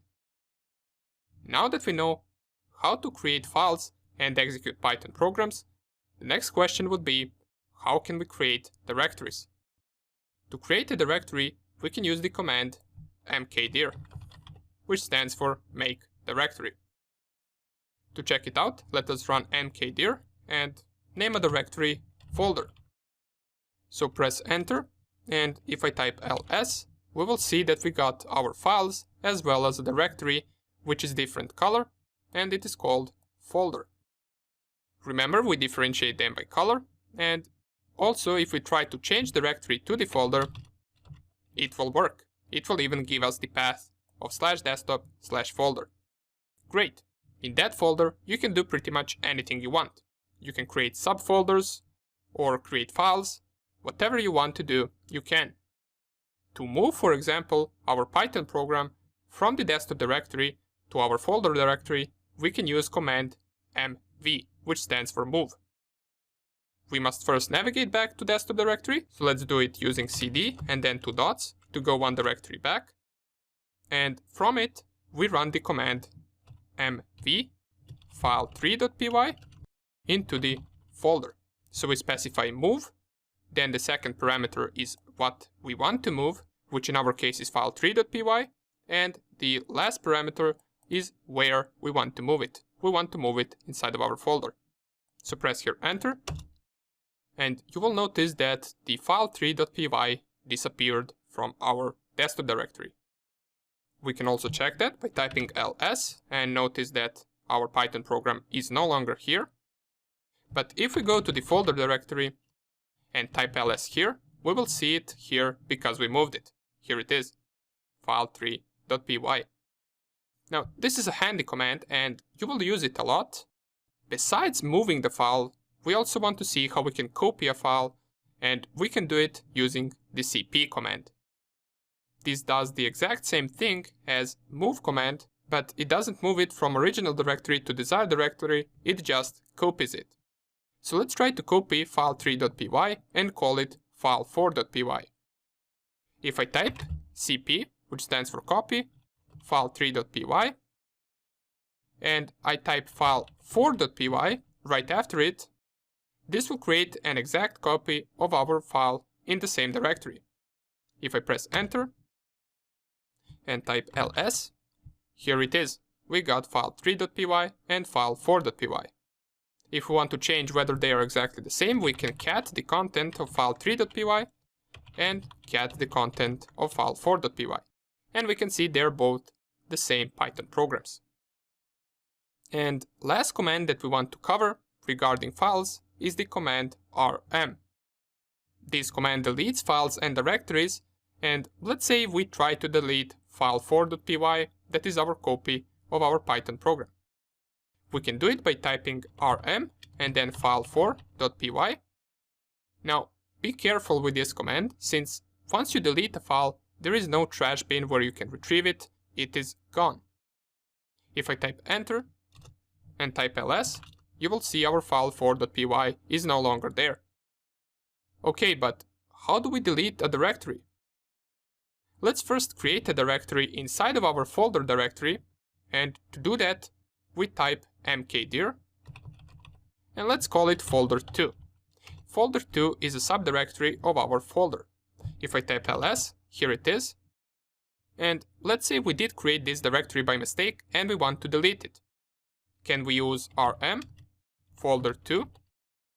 Well, we can try it. Cannot remove folder2, and it will tell us that it is a directory. So how do we delete it? Well, we'll remove it in the same way we remove files, we just add an option at the end of the command. So type rm folder2, and then at the end add space and then -r. Press enter, and this will delete our directory. Also, double check what you're deleting with this command, since if you go to our / directory, which is directory containing all folders and files in system, and if we were to type, for example, in that directory rm, then this $sign and then -r, this command would delete entire Kali Linux machine with all of its files. So always pay attention what exactly are you deleting in Linux and from which directory are you deleting. Since inside of the Linux you will not be stopped in deleting anything you want. You can easily delete a crucial file for the operating system and make your Kali Linux machine unworkable. That is also a reason why we are practicing with virtual machine. So let's... Oops, I actually ran this, and you will notice that the results of this command, if I type ls, now our folder is completely empty. So I actually ran this by mistake, and keep in mind, if I actually ran this from the / directory, which is our root directory, I would delete entire Kali Linux system. For now on, it is good since I only deleted our Python program, so it is not a big deal. Okay, great. we learned a bunch of the commands in this lecture. Now I got a practice test for you that you can try to do for the next lecture. Inside of our folder directory, since I deleted my Python program, I want you to create the file3.py once again. You can type anything you want inside of it. You can use the print hello world statement that we used. And what I want you to do, using the commands you learned in this video, is to copy that file in the desktop directory from our folder directory. So you create it inside of this directory, and I want you to copy it back to the desktop directory.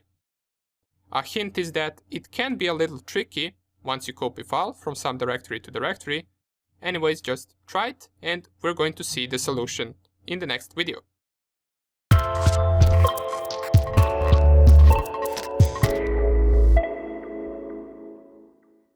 Welcome back. Have you managed to figure out the command from previous video? Don't worry if you haven't, since it was a tricky one. Let us see what the solution is.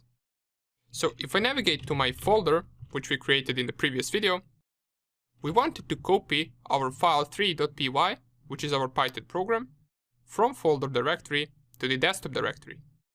And if you tried to solve it but didn't manage to, you probably went with command cp file3.py desktop. And if I press enter, this command probably surprised you since it created another folder, or pardon me, another file in the folder directory called desktop. This is because it read our command as if we wanted to copy our file into another file in the same directory, and we call that file desktop. And this is just how the command works. In order to successfully copy the file to desktop directory, we must run the command and specify the full path to the desktop as well as the name of the copy that we want. So it would look something like this. First, we're going to delete this desktop file since we don't need it. And then you specify cp file3.py, and we specify the full path to the desktop, which is /home /Mr. Hacker and then /desktop. After it, we also want to specify slash and type here the name that we want our copy to have. So let's just call it our copy.py. We add the .py since it is a Python program. Press enter, and you will see right away on the desktop we got our copy.py. Now that we got that figured out, let us talk about a few network commands that we will use a lot throughout this course. The most important command we already know is ifconfig. We use ifconfig command to get our IP address, and what the output of this command is all the network interfaces as well as IP addresses corresponding to those interfaces.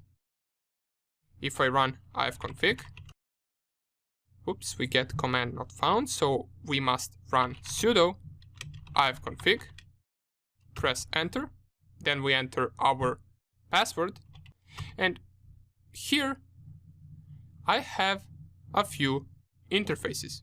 So let me enlarge the terminal so we can see entire command. Let's just fully enlarge it and run the command once again. And by the way, you can navigate to the previous commands using upper and lower arrow. So I can navigate between all the commands that I ran previously, and here is sudo ifconfig. And this is the output of my ifconfig command. For you, this will probably be different. Here I have ETH0 interface, which is my cable connection, and it has an IP address of 192.168.1.12.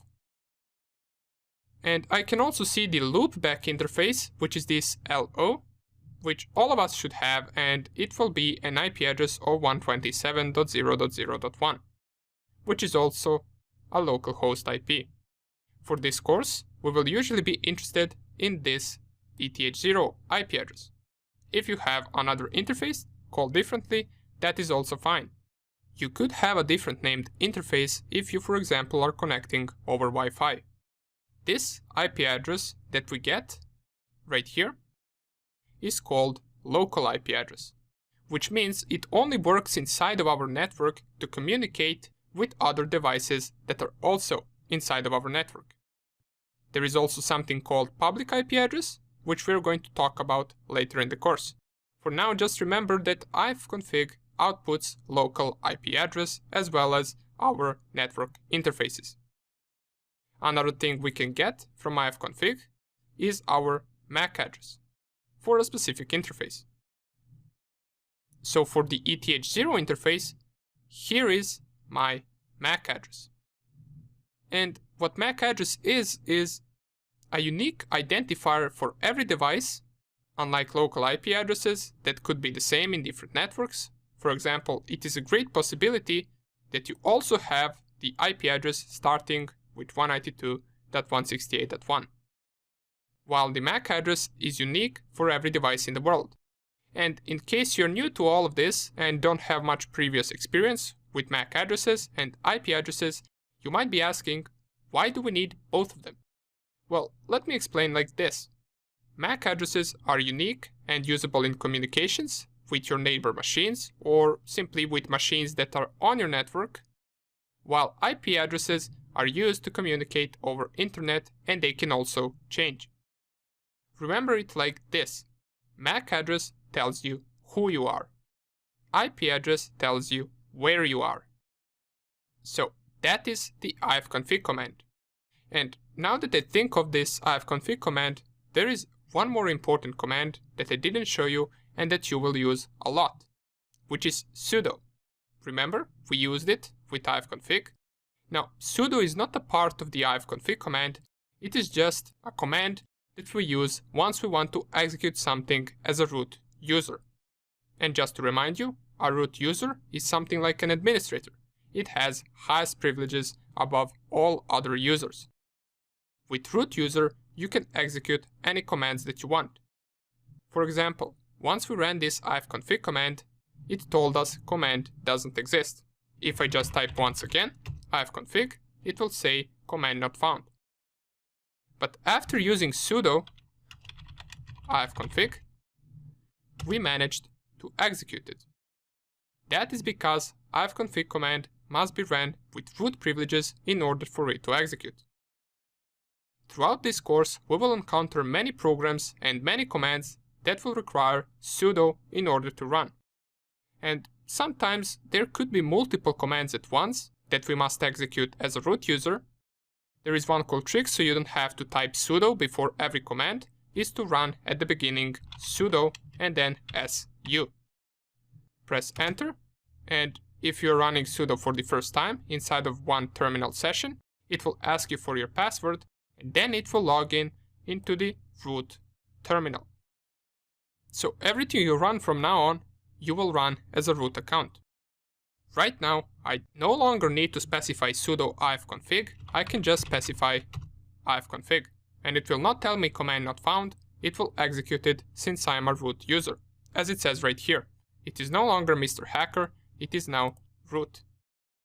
If you want to exit out of this root terminal, you simply just type exit and it will go back to your Mr. Hacker terminal. Now, this can also be applied to files. Some files might be created only for root account to edit.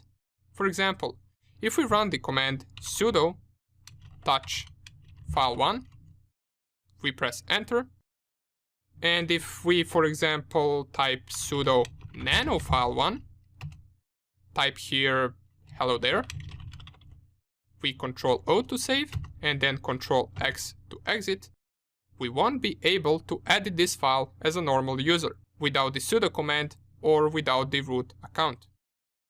If I lower this terminal, here is our file1, and the reason why we can't edit it is because this actual file right now has been opened and edited with root privileges. And once we saved it as a root. So right now if I try to nano it, it will tell me file is unwritable, which means I cannot write anything. Well, I mean I can, but if I try to save it, it will tell me right here, permission denied. So let's close this and open terminal once again. However, if we go as a root account, sudo nano file1, and we type our password. Now we can type anything we want. Just 1 second, it seems that we opened the wrong file. This is the file one that we created from the previous video that says today is a really good day. And to go to the file one that root account created, I believe it is one directory back. Or let's just go to the sudo user, type enter, cd Mr. Hacker, cd desktop, cat file one. Never mind, since we can't really find it, let us just create another file. Just make sure you go to the root account of the terminal and then type nano test file. And once you type nano test file, here type hello there. Save this, exit the root account, and if I lower terminal right now, we will see this test file right here on our desktop, but it also has this lock right here. This means we as a normal user cannot edit this file. We first need to go to desktop directory, so let's go to the Mr. Hacker and then desktop, and we nano test file. It will tell us once again, file is unwritable. Only root account can edit it. And this is something you will encounter a lot, so it is really important next time you see either something like command not found, or write protected file, or this requires root privileges, just know that it needs to be ran with sudo. Alrighty, so with this, we finished our small crash course for Linux, and I would advise you to practice a little bit with the commands we learned, and also explore Kali Linux operating system a little bit. Go to different directories, see what it all has, but be careful not to delete some important files. Okay, now we are ready to finally go into the process of penetration testing. Hopefully you are excited since this is where the fun starts. Let us see how to perform the first phase, which is information gathering. See you there.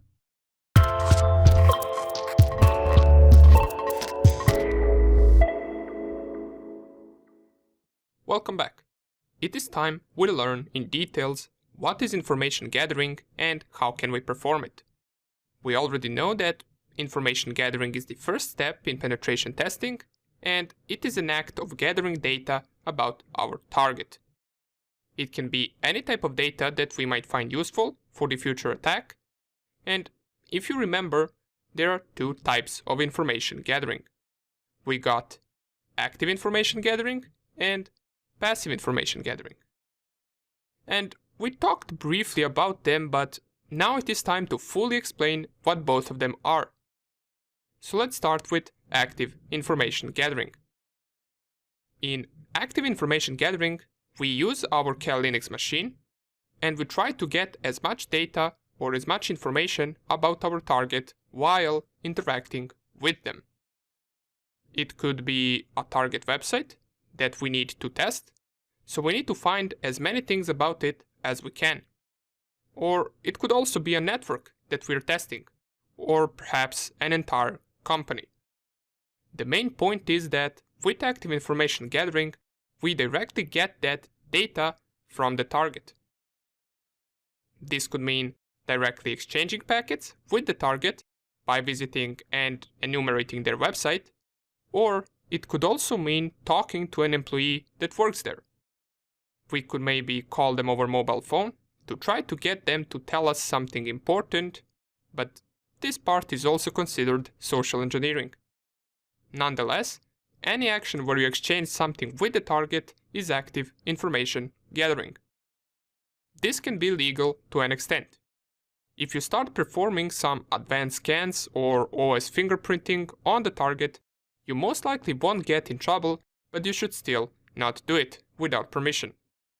And it is important to mention that usually active information gathering will provide us with much more important data than passive information gathering, since we are directly interacting with the target. On the other hand, we got passive information gathering. And it is similar, we got our Kali Linux machine and our target. But we also have an intermediate system, or what I like to call a middle source, And what this middle source is, well, basically it could be anything. From a search engine to a website. It could also be a person, but what matters is that information we get is going through that middle source. For example, if we want to find out something about a certain target, and we Google that target to find some pages that contain information about it, this is considered passive information gathering. Okay, good, but what are the goals of this? What exactly are we searching for? Which information could be of value to us? Usually, the first thing we search to identify a target is their IP address, or IP addresses if the target has multiple addresses that belong to them. This could be, for example, a company that has servers and buildings all around the world. And if we were to test this company, we would also be interested in their employees too. For example, we would want to gather their emails, which could be useful for a future attack to gain access to that company, or we could possibly want to gather their phone numbers, which could also be useful. But most importantly, and what we're mainly interested in, are technologies that the target has. If it was a company, we would want to know how many networks they have, what softwares are running on their machines, what operating systems they have. If it was a website, we would also want to know how that website was built, which programming languages it has. Does it have JavaScript or PHP, for example? Just one software on one machine that is outdated or that has a known vulnerability that could be exploited is our way in. So, now that we know what we're looking for during this first step, it is time we see what tools and programs can we use to find out as much information as possible about our target. Let's do it.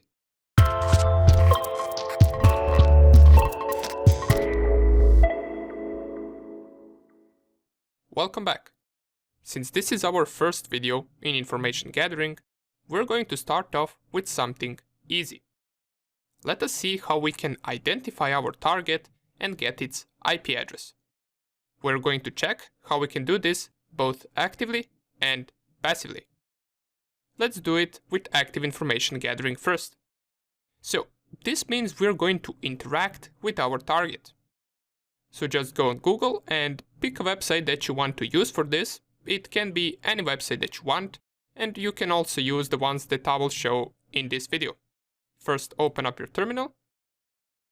And what we're going to do, for the first test, I'm going to use this website. This is just some university page that I picked, and what we can do to get its IP address is to ping it. Most of you will already be familiar with ping tool, since it is installed by default on any operating system. By pinging this website or any other website, we're sending something called ICMP packets to that website, and if we get responses back, that means that website is up and running. But what we also get besides that response is the IP address. So let's try it out. I will leave this link right here, and I will just add at the beginning ping space and then hit enter. And it seems that we're not getting any responses back, but what we did get is an IP address. Here it is. And we're not getting responses back from this site because it is probably blocking ping probes, which some websites often do. Let us try another site to see how it looks once we get responses back. So to stop this, you can simply just press Ctrl+C, and it will tell us 32 packets transmitted and 100% packet loss. Now this doesn't mean that this website is offline, since if we visited this link right here or this IP address, we would open a page to that website. But just in case, let us see how it looks like once we get the response back from the ping command. If I try to ping a big website, for example like Facebook, so let's type ping facebook.com. Here we get an IP address of Facebook, and we can Ctrl+C since we can notice that we are getting packets back, which means Facebook is up and running and also responding to our ICMP packets. Just to note, this IP address right here is just one of the IP addresses that Facebook uses. So for you, once you ping it, you will probably get a different result. Okay, what we saw right here is an example of active information gathering to get the IP address, since we directly send packets to these websites. Another tool you can use to get IP from a website is called NSLookup. So if I go down here and type NSLookup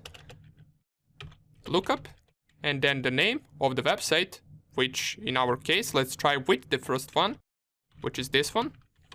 And once again, you can test any website you want with this. It doesn't matter. If I press enter, it will give me this response, which says server and address right here. But this is not the IP address of this website.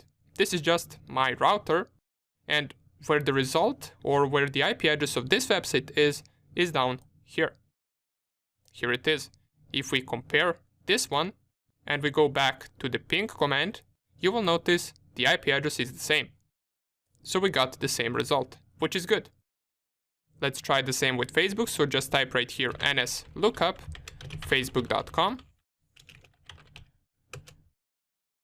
And we also get the IP address of Facebook. Now, if you wanted to do this passively, you would search for this information, such as IP address, over some other website. Let us see how we can do that. First of all, we want to open our Firefox, and to do that, just click on this Cal Linux icon in the top left corner and type Firefox.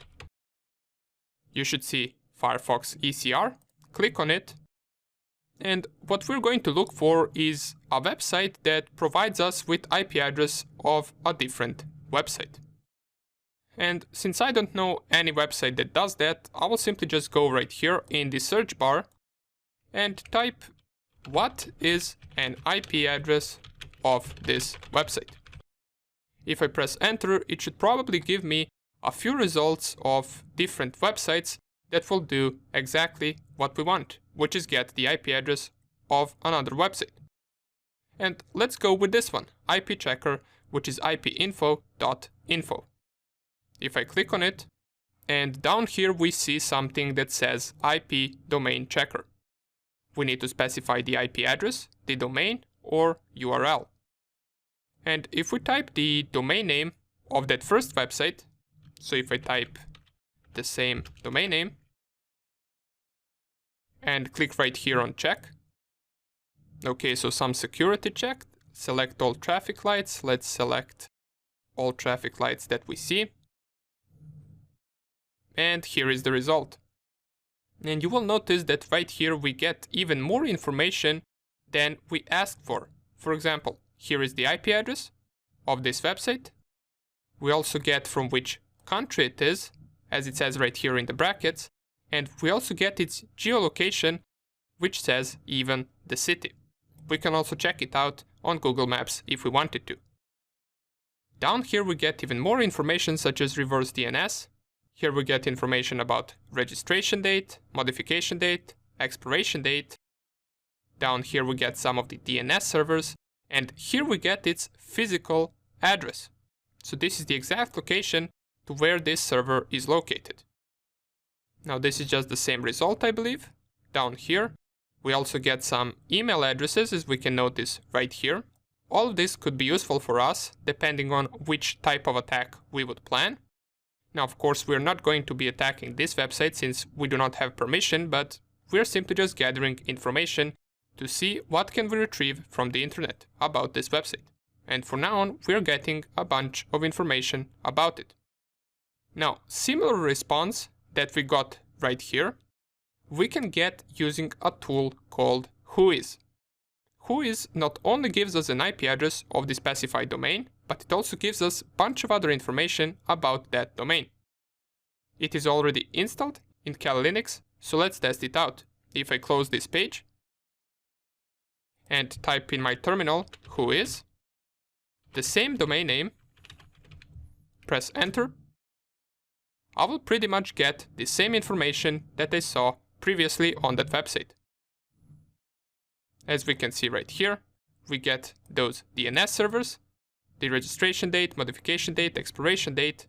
We get the physical address and some other things such as ID number, tax ID, which is not really of interest to us. And let us also test this tool on Facebook, since different websites might give different information.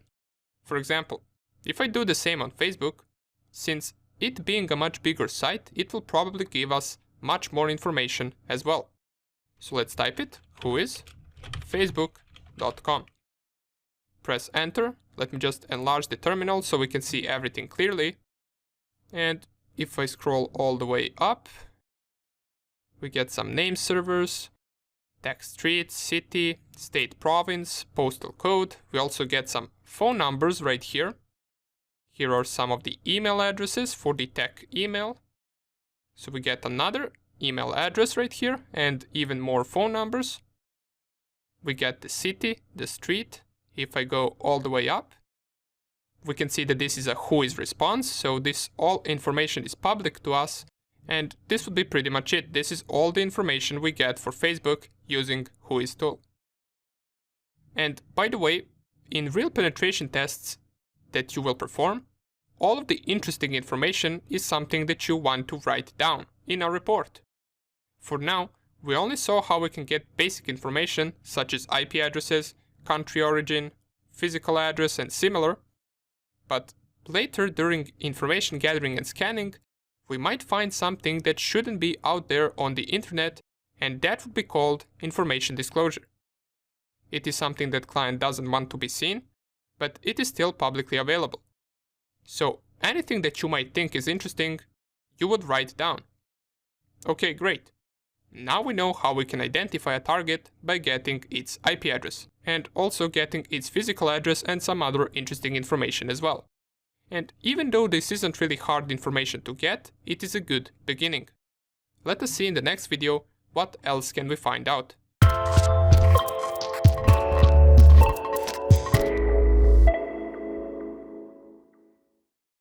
Welcome back. Now we're going to discuss a tool called Whatweb. This tool is used to gather information and to scan any website on the internet. So it is primarily used to scan websites, since this tool recognizes web technologies including web servers, embedded devices, JavaScript libraries, and many more things. They explain it really well on the website page for this tool. So we can read right here about all of the details that this tool has. We can notice they have over 1700 plugins, each one of them used to recognize something different. So they use these plugins to perform the scan on the website and discover what technologies does that website run. What is important for us is this second paragraph, since down here it tells us that default level of aggression called Stealthy is the fastest and requires only one HTTP request of a website. Now what this simply means is that this Whatweb tool has different levels for scanning. And the default level is the level of aggression that is called Stealthy, which we can use on any website that we want. The other levels of scanning are more aggressive and should only be performed during penetration tests. So we should not use the more aggressive scans on the websites that we do not have permission to scan. We can, however, use the Stealthy scan on any website that we want on the internet.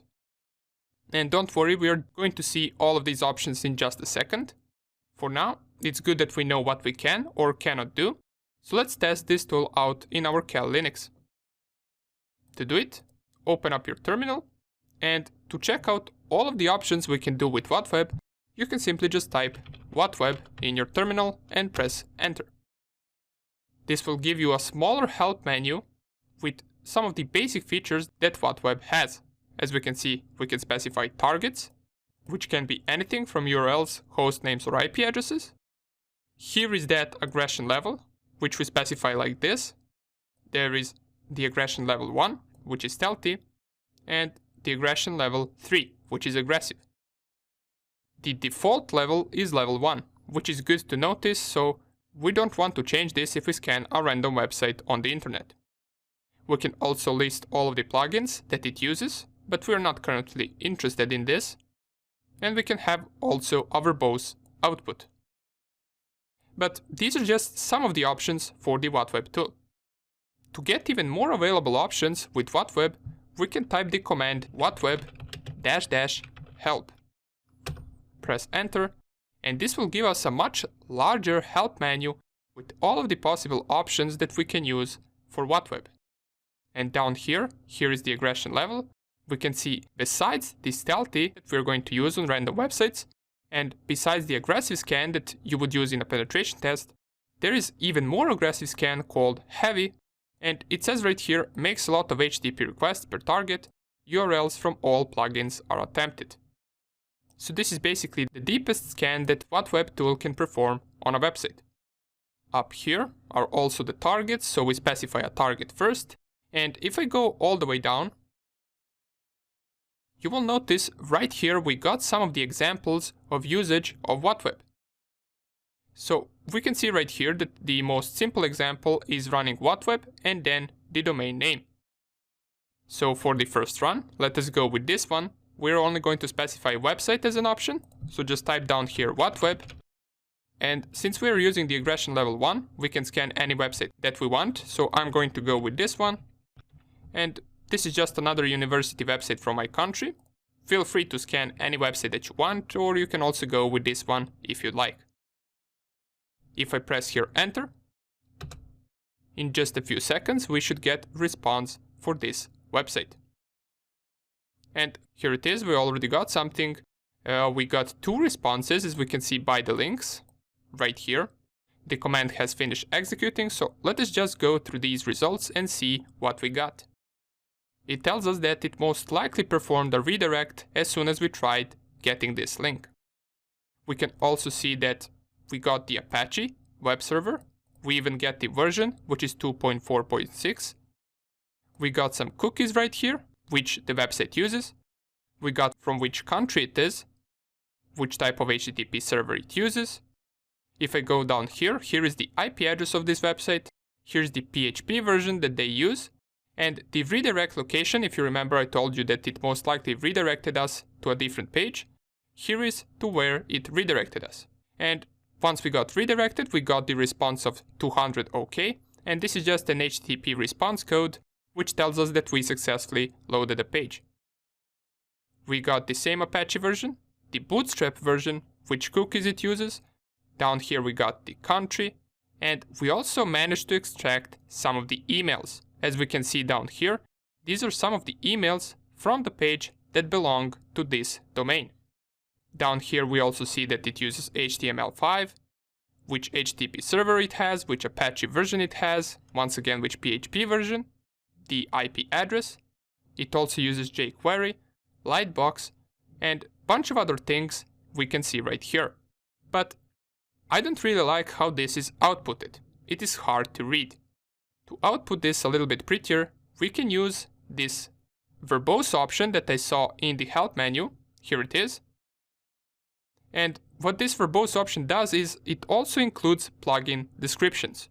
It will also tell us for each plugin that the Whatweb tool managed to discover, it will tell us what exactly that plugin is.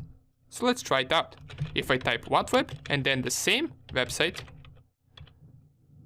but I add -v option at the end and press enter, it will pretty much give us the same result, just it will be outputted a whole lot better and easier to read. If I scroll all the way up to the beginning of the command, remember we got 2 responses. Here is the IP address, and this is the first request or first response, which tells us to move to the actual website, so the redirect response. We get all of this information that we got previously, but we also get this section right here which says detected plugins. And for example, if we didn't know what Apache was, we could read right here what Apache is. And down here we get the version that this website has of the Apache. We also get for cookies, same thing. For HTTP server, we can see which operating system, which Apache server it is, which PHP version it is. It tells us right here what PHP is, for example, if we didn't know. PHP is a widely used general purpose scripting language. Redirect location. So after this request, it redirects us to this location. And down here, we get the response 200 for the actual page. We get once again the country, the IP address, and all of the detected plugins. And we can read through this and discover what is this website running. And it is outputted a whole lot better and easier to read than the previous command. Okay, good. So we managed to get the information as to what a certain website is running, which technologies it has, and in the next video, we're going to deeply go into this tool and try to perform some of the more aggressive scans, as well as experiment with some of the different options of Whatweb as well.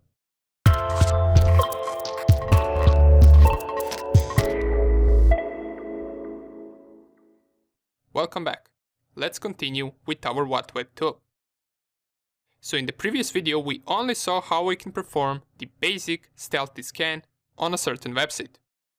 Another thing that we can do with Whatweb, besides testing a website, is to test a range of IP addresses all at once. So if I open up my terminal and I type Whatweb --help once again to list out all of the available options and scroll all the way up, here under the targets we can see that we can specify URLs, host names, IP addresses, but we can also specify IP ranges. We can specify them like this or like this. Now to test this out, I'm going to scan my entire home network. And to know what range of IP addresses should I scan for my home network, I could type down here command ifconfig or sudo ifconfig, since remember, this requires root privileges. Press enter, enter our password, and we can see that my IP address is 192.168.1.4, and what's more important than the IP address in this case is the net mask. And my net mask is 255.255.255.0. The subnet mask right here means that only the last octet of my IP address is changeable, which is this last number. So these first 3 octets, or these first 3 numbers, never change in my home network. This also means that the range of IP addresses that belong to my network are going to be from 0 to 255. So basically the range of the IP addresses that my network can have is this one, 192.168.1.0 to 192.168.1.255. This is the range of my home network. So let me scan it. Now, for you, it might be different based on what type of network you got, but in most home networks, the subnet mask is going to be this one. Therefore, just the last octet will be changeable for you. Now, before I actually run the scan, I don't have any websites hosted in my home network. But I do got some devices running something on port 80, and port 80 is an HTTP port that websites use to host their pages. So we should still get some result from scanning my network.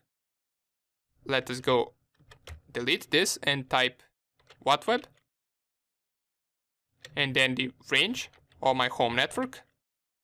Let us go with 1 to 192.168.1.255.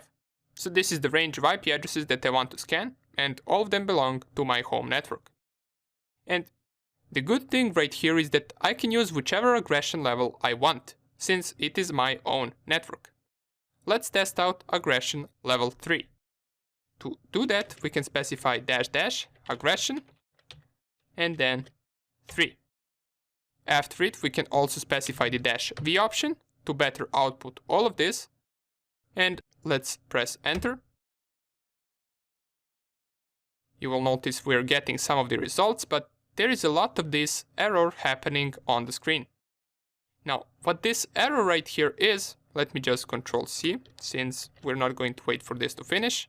And what this error is all of the hosts that it tried to scan but couldn't manage to. And the reason why it couldn't manage to scan these hosts is because they do not exist. I currently only have around 2 or 3 devices on my home network, and all of these other IP addresses are out of use. So let me go up here to see what it found. It found the result for the IP address 192.168.1.1, and this is my router. Down here we can see all of the plugins that it managed to detect for my router. We can see an interesting plugin, which is password field. This is something that we would write down, since any password field that we find, we can use later on in something like a brute force attack to try to guess the password and try to brute force the login credentials. But nonetheless, this is just a router, so we're not really interested in it at the moment. This is just an example of a test of how it would look like. And since I don't have any website on my home network, it didn't really give much result. We can see right here, here is another IP address that is active. It is 192.168.1.10, and this is an IP address of my laptop, which is currently up and running. It detected this HTTP server on it, but it got the status code of 403 forbidden. So it is not allowed to visit that page. Therefore, this is as much information as it managed to get. And all the other ones down here are simply just offline. Now, if you don't want this outputted, this red text, you can use the same command and at the end add --no errors. What this no errors option does is it simply just doesn't print these offline IP addresses. Let's test it out. If I run the same command, just with no errors, you will see we are not going to get any red text anymore. It will only scan these two live IP addresses, which is my home router and the laptop, and that is basically it. That is everything that it will output. Okay, so it took just a few seconds to finish, and keep in mind that since we are running level 3 of aggression scan, it will take a little bit more time to scan something than with level 1, since it is performing a deeper scan than just the level 1 stealthy scan. Okay, so we ran this command, and we used the aggression level 3. We used -v to output all of the detected plugins as well as their description. And we used no errors to not print out these offline IP addresses. But what if we, for example, wanted to save this output that we got in a file for some future references? Well, if I type the command whatweb --help and I go through this help menu once again, I will get to this part, which is logging. And down here we can see that there are a bunch of options that we can use to log our file or to save our file. So let's just go with the first one. Or we can even use the second one, which is to log verbose output. To do that, we use this option right here, and then equals, and then the file name that we want it to save to. So if I go down here, and another useful command, once you have a bunch of things happening in your terminal, and by bunch of things I mean just bunch of text printed out, what we can do to get rid of this is run the command clear. This will clear our terminal, so we get much cleaner look. Now if I press upper arrow to find the command that we ran previously, and at the end I add log and then -verbose equals, and here I can call the file results, for example. If I press here enter, now you will notice that besides of this outputting it to the terminal, it will also save it inside of a file. Let's wait for this to finish to check out the file that we got. Okay, so it finished. Let us clear the screen once again, and if I type ls right here, we will see our results file. Let's lower the terminal and open this file to see what it got saved, and if I enlarge it, we will see that we got our results saved for both IP addresses, for my laptop IP address and for my router IP address. Now, for your scan, if you scan your home network, you will probably have more devices or less devices, or you might not get any result in case none of your devices is having an open port 80, or in case none of your devices is running an HTTP server. So don't worry if you didn't get any device. This is just an example to see that we can even run the ranges of IP addresses. and to test out this aggression level 3 scan, since we can only do it on the websites that we own or have permission to scan. Okay, great, so look at all of the commands that we crafted with all of these options right here. And this is just a part of this Whatweb tool. You don't need to be learning all of these commands. You can always just run the help command and read through its help menu to discover what you want to run. We won't be going through all of these options in Whatweb tool, since there is too much of them, but I encourage you to play with it a little bit and see if it has any other interesting options. Great. In the next video, we're going to see how we can harvest or gather as much emails as possible from just knowing a domain. See you there.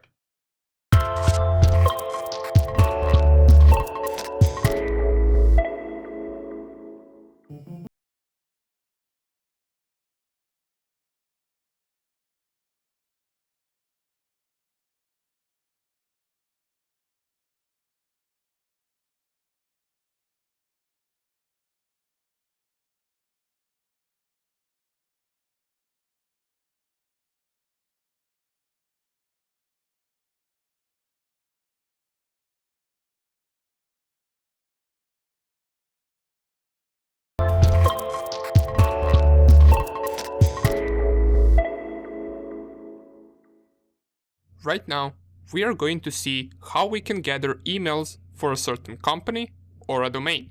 Remember, people are always weak at security. If we manage to send some malicious program to someone working in a company, and they run that program, we got our way in. We can also use emails in something like a brute force attack. We can use them in the username fields.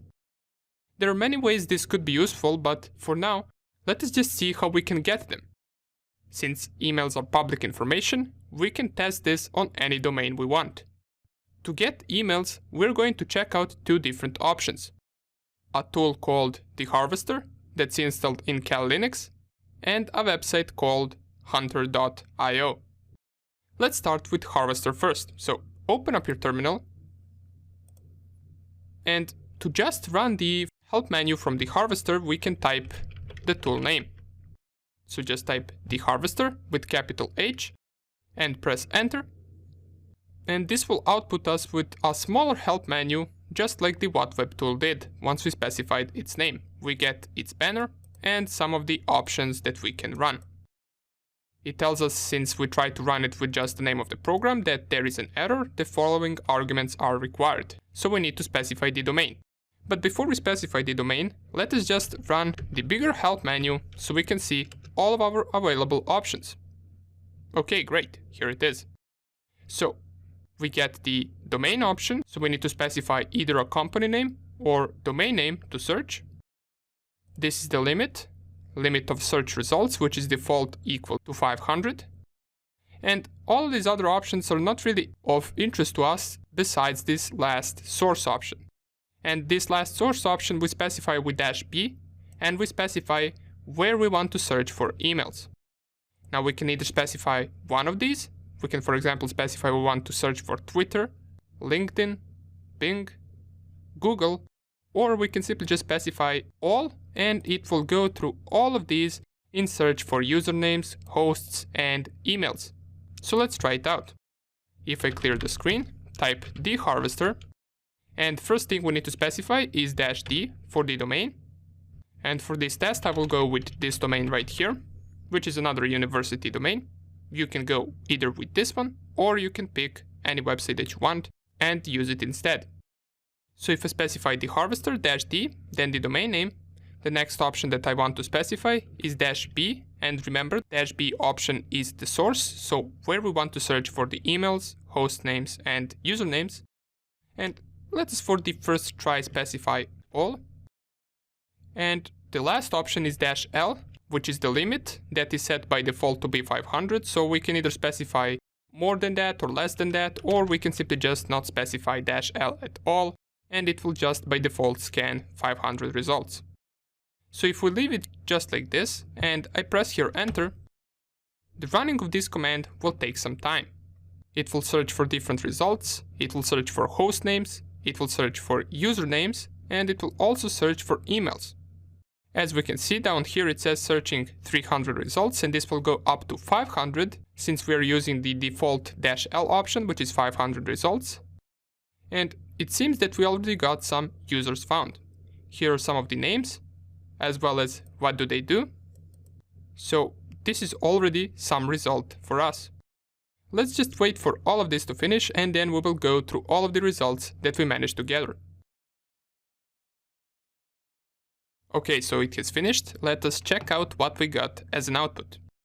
So it searched through a bunch of different platforms, as we can see, LinkedIn, VirusTotal, Yahoo, Twitter, but it didn't manage to find any results for these platforms. The only thing we got is these users right here. But this is not what we looked for. We wanted to find some email addresses or perhaps some usernames.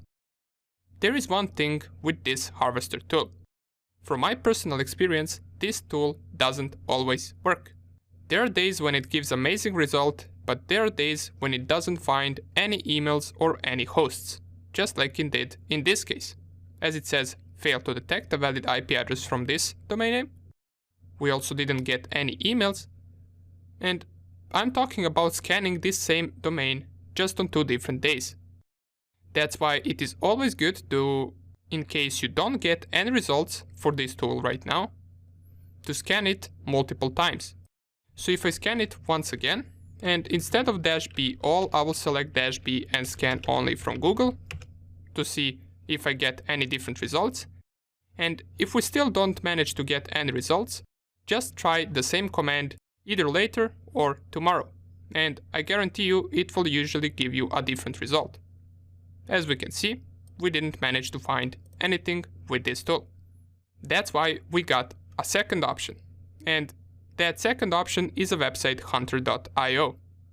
So let's go and visit that website, open up your Firefox, and in the search bar up here, type hunter.io. It will automatically lead you to this website, and we can see right here we got this search bar where we specify a company domain and we click on find email addresses. But on this website you must first create an account, and you either have a free account or a paid account. Technically you can even search without creating an account, but it will only show you first 5 results and they will be half blurred. Let me show you. If I go here and type the same domain name that we used for Harvester, and let me just enlarge this a little bit so you can see in greater detail, and I click on find email addresses, it will show me first 5 results and they will all be blurred. Now you can technically try to figure out what these email addresses are, but they will be blurred nonetheless. And down here it also tells you how much results it managed to gather. It managed to gather 315 more results besides these 5 emails, and those results will be available if you get a paid account. With free account, however, let me show you how free account looks like. If I go in sign in, and I sign into my account, for you just go and create an account right here and sign in into your free account. Once you create an account, you should be able to have about 50 searches per month with a free account, as it says right here. So we got 0 out of 50, and these monthly requests reset in about 1 month. And as I mentioned, even with free account you also don't get all the results outputted, but at least the emails that it gives you are not blurred. Let's test it out. If I type the domain name that we used this entire video and click on search, right now I managed to get some of the results right here. So I get up to 10 results with its email addresses and with their names. So we got the name and we also got the email addresses. We get right here which pattern it used to find email addresses, and all of these email addresses are also split into different sections. So if I click on IT engineering, I will even get what type of work does this person do: project advisor, IT engineering, production engineering, technical editor, as well as their email addresses. We also get from which sources we managed to get these emails.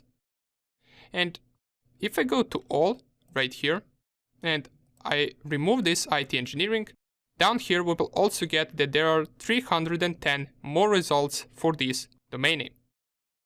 So it is completely up to you whether you think you should get paid version for this. Just keep in mind that with the paid version you get much more results than with the free version. The bad side about the paid version is that it isn't cheap at all. If I go to my account, up here, and I click on subscription, I can see down here which plan choices I have available to purchase. And you can see 1000 requests per month will be around 50 euros per month. So this is completely up to you, but nonetheless, what we did learn in this video is different ways to gather emails about a certain domain. And I encourage you to also later try out this harvester tool once again, because it does know to give really good results once it works. And one more thing is that at the end of this section, I will give you a tool that is coded in Python 3 that will be able to gather even more emails from a specified domain. So it will be even better than these two options that I showed you right here, and it will be our own tool. I will give you its code and also show you how to run it and how it works. Okay, good. In the next video, we're going to see how we can install some additional tools that we might need for information gathering. See you there.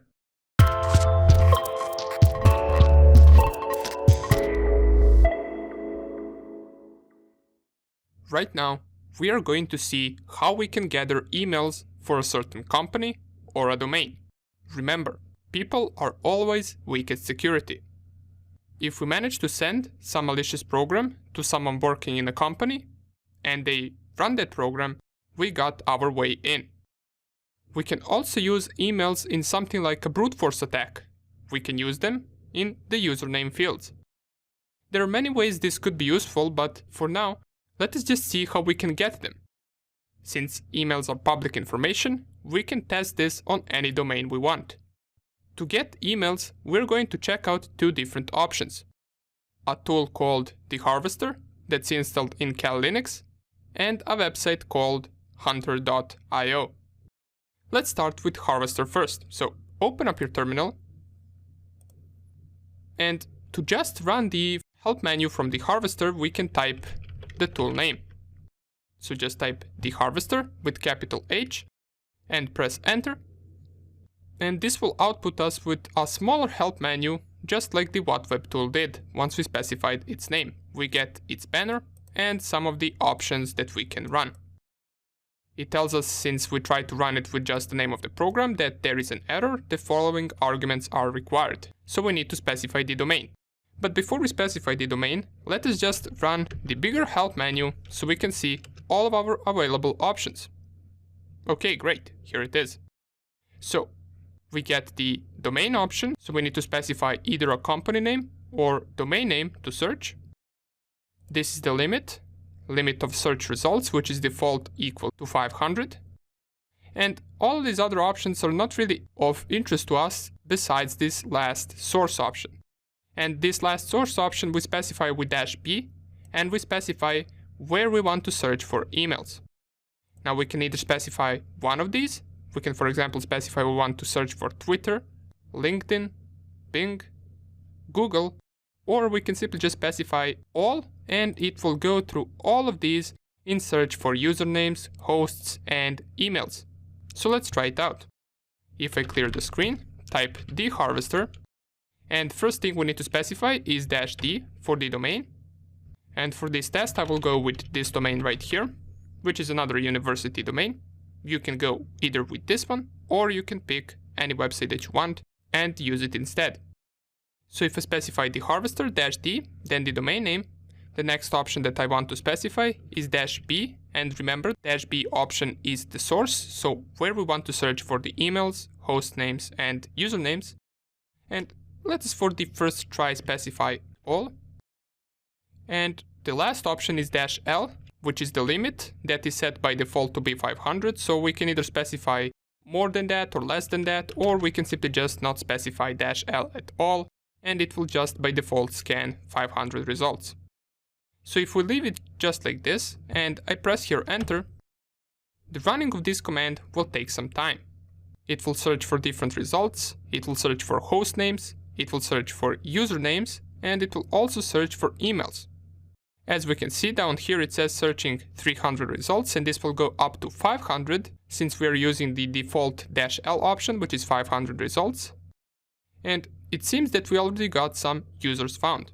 Here are some of the names, as well as what do they do.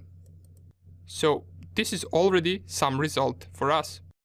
Let's just wait for all of this to finish, and then we will go through all of the results that we managed to gather. Okay, so it has finished. Let us check out what we got as an output. So it searched through a bunch of different platforms, as we can see, LinkedIn, VirusTotal, Yahoo, Twitter, but it didn't manage to find any results for these platforms. The only thing we got is these users right here. But this is not what we looked for. We wanted to find some email addresses or perhaps some usernames. There is one thing with this harvester tool. From my personal experience, this tool doesn't always work. There are days when it gives amazing result, but there are days when it doesn't find any emails or any hosts, just like it did in this case. As it says, failed to detect a valid IP address from this domain name. We also didn't get any emails. And I'm talking about scanning this same domain just on 2 different days. That's why it is always good to, in case you don't get any results for this tool right now, to scan it multiple times. So if I scan it once again, and instead of -B all, I will select -B and scan only from Google to see if I get any different results. And if we still don't manage to get any results, just try the same command either later or tomorrow, and I guarantee you it will usually give you a different result. As we can see, we didn't manage to find anything with this tool. That's why we got a second option, and that second option is a website hunter.io. So let's go and visit that website, open up your Firefox, and in the search bar up here, type hunter.io. It will automatically lead you to this website, and we can see right here we got this search bar where we specify a company domain and we click on find email addresses. But on this website you must first create an account, and you either have a free account or a paid account. Technically you can even search without creating an account, but it will only show you first 5 results and they will be half blurred. Let me show you.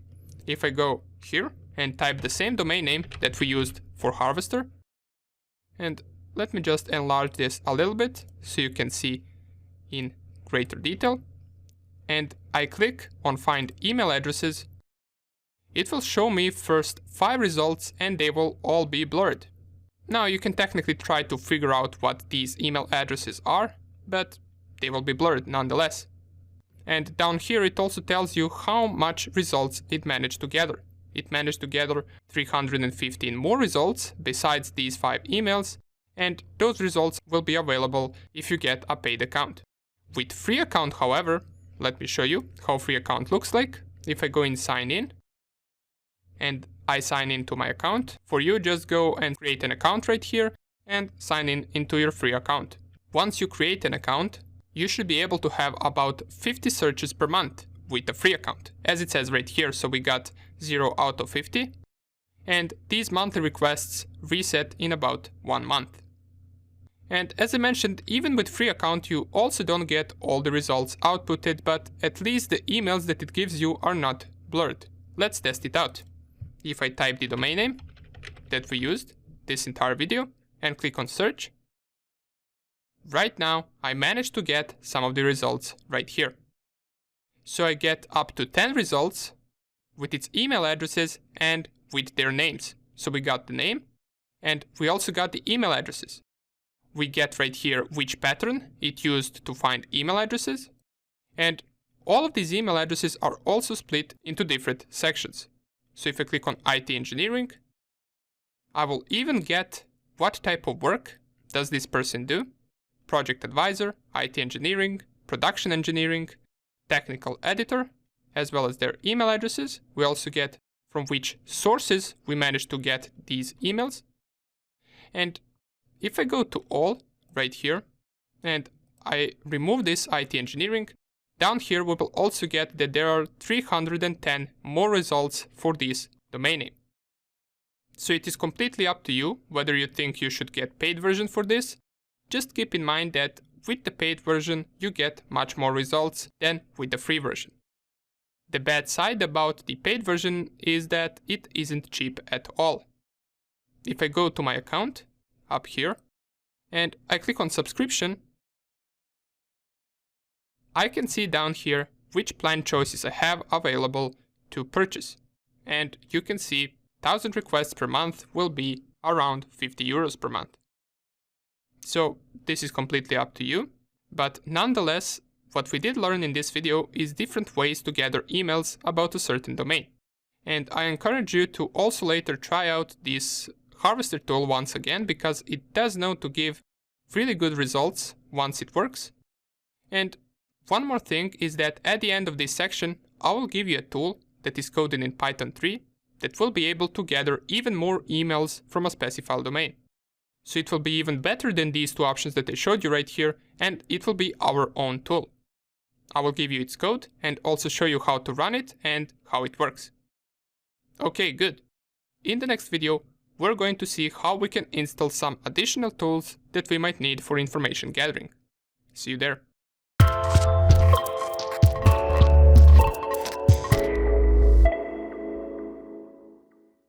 Okay, so for now, we took a look at a couple of tools used for information gathering, but what happens if some of the tools stop working? Or if they get outdated? What are we going to do? We cannot depend on certain tools. If a tool breaks, we must find our way around to do the task either using other tool or by creating that tool ourselves. Well, luckily, there are a lot of tools available for us to download online. And we cannot cover all of them, but what is important to cover is how we can download them. So in this video, we're going to be searching for an information gathering tool that we can download online and then run in Kali Linux. And the best place where we can find those to download is GitHub. Most of you, if you are either a developer or a programmer, are already familiar with GitHub, and for those of you who don't know what GitHub is world's largest community of developers that build and share their software. So let's see how we can download some additional tools from there. First of all, open up your Firefox, and when we download tools, we either know exactly which tools we want to download, so we search them by their name, or we have no idea what tools even exist. And this is the case where we don't even know what we want. We only know that we're looking for a tool used for information gathering. So let's just type that. In search bar, type information gathering tools GitHub. Up here, information gathering tools GitHub. Press enter. Okay, so let's just click and go with the first link. Information gathering tools. Make sure that it is from the GitHub page, and down here it will output us with a bunch of different tools that are used for information gathering. As we can see in the description, scan all possible TLDs for a given domain name, information gathering, website reconnaissance. This is a program to detect probability of admin page, and we got a bunch of different tools. If we go to some other links, we will also see some other tools available. So from the second link, we get the Sherlock, the Photon, F-Society, Pen Testing Bible. If I go all the way down, here is the Harvester. Remember this tool we used in the previous video. And by the way, if you didn't test out once again whether you managed to get some of the results with it, try it out right now. And down here, we will get Discover, which is also a known tool, Raccoon, Striker, Red Hawk, Nmap, and a bunch of others as well, and let's just go with any one of them. Let's just go with this one. Let us read the description. It says, all-in-one tool for information gathering, vulnerability scanning, and crawling. A must tool have for all penetration testers. Okay, so it seems interesting. Let us click on it. Click on Red Hawk, And here is the page of the tool. These are all of the files that the tool has. We can see them right here. Down here we got readme. This is what we can perform with Red Hawk, so we can read what are our available options with it. And down here, released versions, changelog. Down here we also get how we can install it, how to configure it, and we get usage. Now, sometimes you will need to install some of the requirements that the tool needs in order to run. And you can almost always find the commands that you must run on this tool page. So, as we can see right here, we got the usage and installation, so all we need to do is follow both of them. And different tools might need different requirements, but this is something that you will get better at the more tools you install.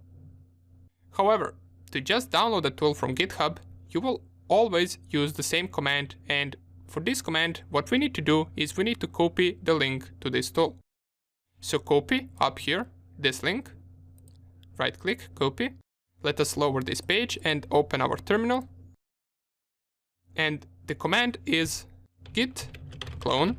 And by the way, make sure that you're in the /desktop directory before you run this. Then type git clone space and then paste the link and press enter. And this is the command that we use to download a tool from GitHub. As we can see right here, it downloaded all of the files, and right now on our desktop we got the folder called Red Hawk, which is our tool. And also keep in mind that sometimes once you're searching for a tool, you might need to download multiple different tools before you run into a good one. So let's test this Red Hawk tool out. Let's see whether it is any good. To run it, well, we don't know how to run it, but we can go to the Red Hawk directory and see what files we got right here. So we got some PHP configuration files, functions, PHP. These are all of the files that we really are not interested in at the moment. If there was, for example, a usage file, we would most likely want to read that in case the tool is complicated. But for now, we got this redhawk.php file. And out of all of these files, this is the file that seems to be the tool. So how can we run this? Well, first we notice what type of file it is. It is a PHP file. So to run it, we must type PHP and then the file name. If it was, for example, a Python file, we would type Python and then the file name. So depending on which file type it is, we run it like this, so PHP, redhawk.php, and press enter. It will load this with its banner, and it tells us right here that some of the modules are missing, and it tells us that we can try fix command, or we can simply just install it ourselves using terminal. So let's see whether this tool will install it for us. If I type fix, checking if curl module is installed, curl module not installed, and installing curl operation requires sudo permission, so you might be asked for password. This asks us for sudo password, and let's input it. And it seems to be downloading the curl module for us automatically, and we don't need to run other commands. It is also installing the second thing that I'm missing. So let's just wait for this to finish. And it tells us right here, job finished successfully. Please restart Red Hawk.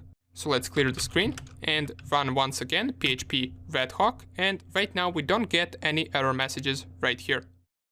It only asks us which website we want to scan. So let's just go with Google, why not? Let's see what are the available options that we have. Enter 1 for HTTP or enter 2 for HTTPS, and since Google is HTTPS of course, we will select 2. And here are all of the available options that we can use with our Red Hawk. Basic recon, site title, IP address, Cloudflare detection. So let's see just the basic recon of Google. If I type number 0, it should perform the basic recon. And here are some of the basic output for Google. So we got site title to be Google, IP address, web server, Cloudflare, and it seems to be stuck at Cloudflare. So let's just Control-C it. It could be just a bug. And let's run it once again. Type google.com.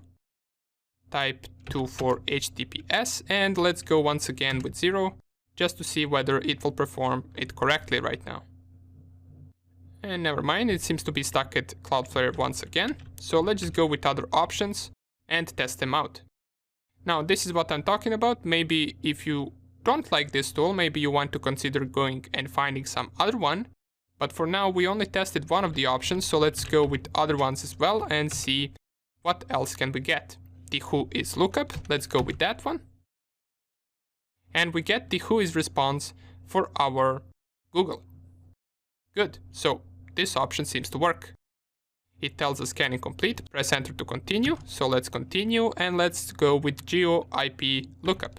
This should tell us the coordinates of the Google, and it does tell us the country, the IP address, the latitude and longitude, but city and state seems to be unavailable.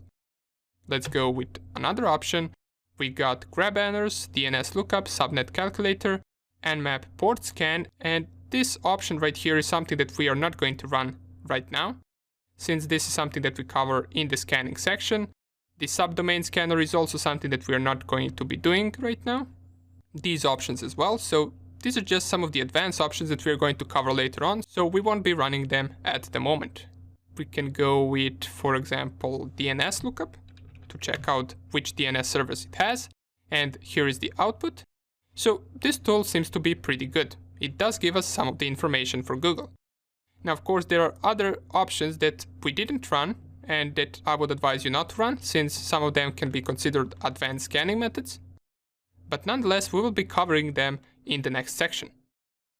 So, for now on, what we did is we managed to find a random tool on GitHub, install it and get it to work. We also tested it out and it did give us some of the information. Now, what I want you to do for the next video is try to download the same way a tool called Sherlock. It is also a tool from GitHub. We saw it up here. If I go one step back to this page, the first tool that we saw was, I believe, called Sherlock. Try to download this tool. It is a tool that is used to discover different accounts on different platforms based on the usernames that you specify. Try it out and we will see how to download it and run it in the next video.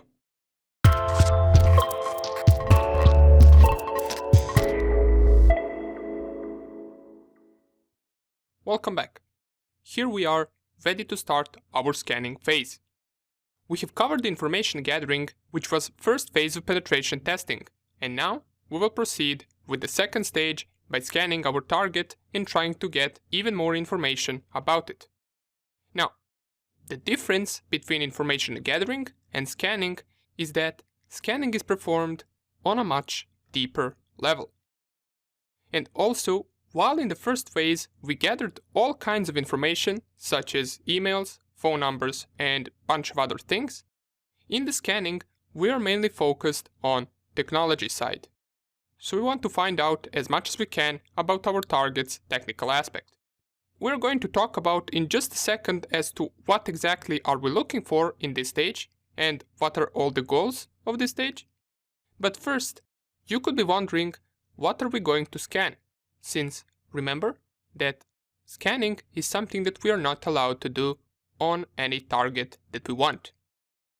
Don't worry, for this stage and any future stage from now on, we're going to be using vulnerable virtual machines.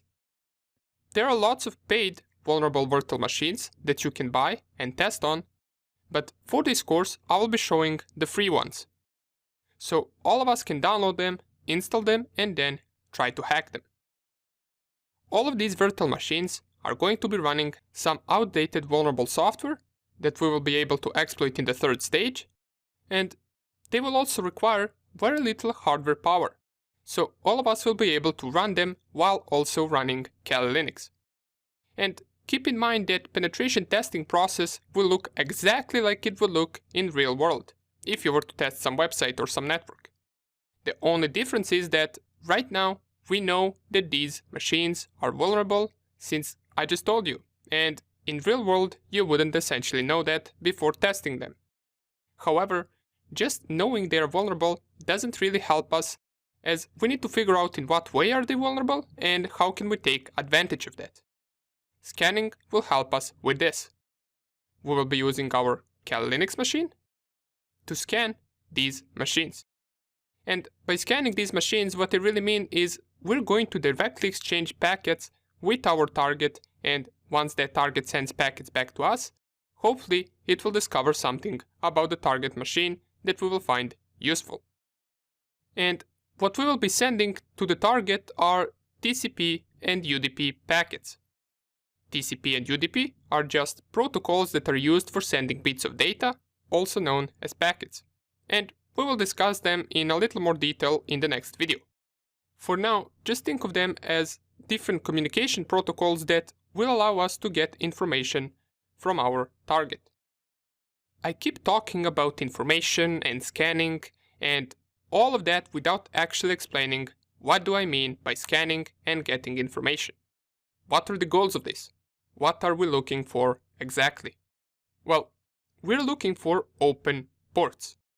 And I don't mean USB ports or some physical ports, I mean we're looking for virtual open ports that every machine has, and it uses them to host their software and communicate with other machines over internet. For example, you watching this over internet on a website means that the machine that's hosting this website has port 80 open. Why port 80? Well, port 80 is used to host a web server. It is used for HTTP, and it's also known as HTTP port. So every time you visit a website, you are essentially making a connection to that machine hosting that website on port 80 or on port 443, since port 80 is used for HTTP and port 443 is used for HTTPS. And HTTPS is just a secure version of HTTP. These are the two most usual ports that target that you're scanning externally will have open. And by externally scanning, I mean that you're scanning it while not being in the same network as the target. An example would be you scanning some website from your home. And a port that could sometimes be open if you're scanning internally, which means either scanning machines on your network or you're performing network penetration testing inside of some company, you could, for example, find port 21 to be open. This is an FTP port and it's used for file transferring. FTP stands for File Transfer Protocol. These are just two of the ports and there are a lot of them. You could, for example, have port 22 open, which is SSH port or Secure Shell port. It is used to log into the target machine and execute commands on it remotely. We could also have, for example, port 53 open, which is DNS port, or we could have port 25 open, which is SMTP port. So there are a lot of ports. Matter of fact, every machine has 65,535 ports for both TCP and UDP. And if there is just one open port with one vulnerable software running on that open port, then that target is vulnerable and it could be exploited. Now, the highest secured machines are the ones that have all ports closed.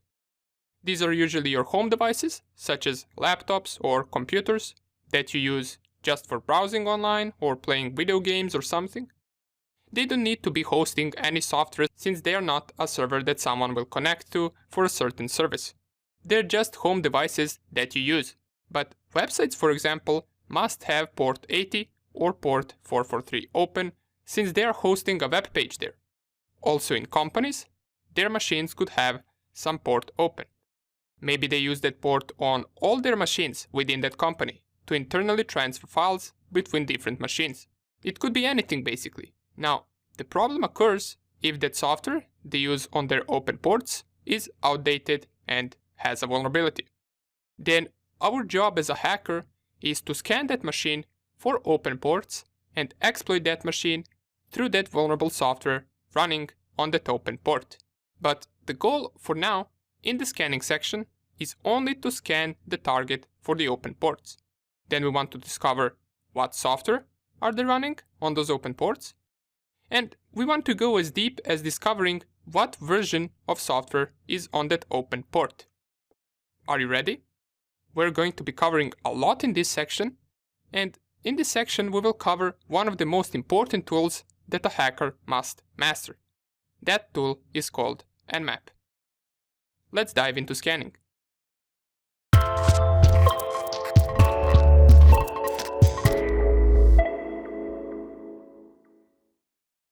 Welcome back. Before we proceed with scanning, I just want to give a basic overview of TCP and UDP protocol for anyone that is encountering it for the first time. We already mentioned what TCP and UDP are. They are two different protocols used for sending bits of data, or also known as packets.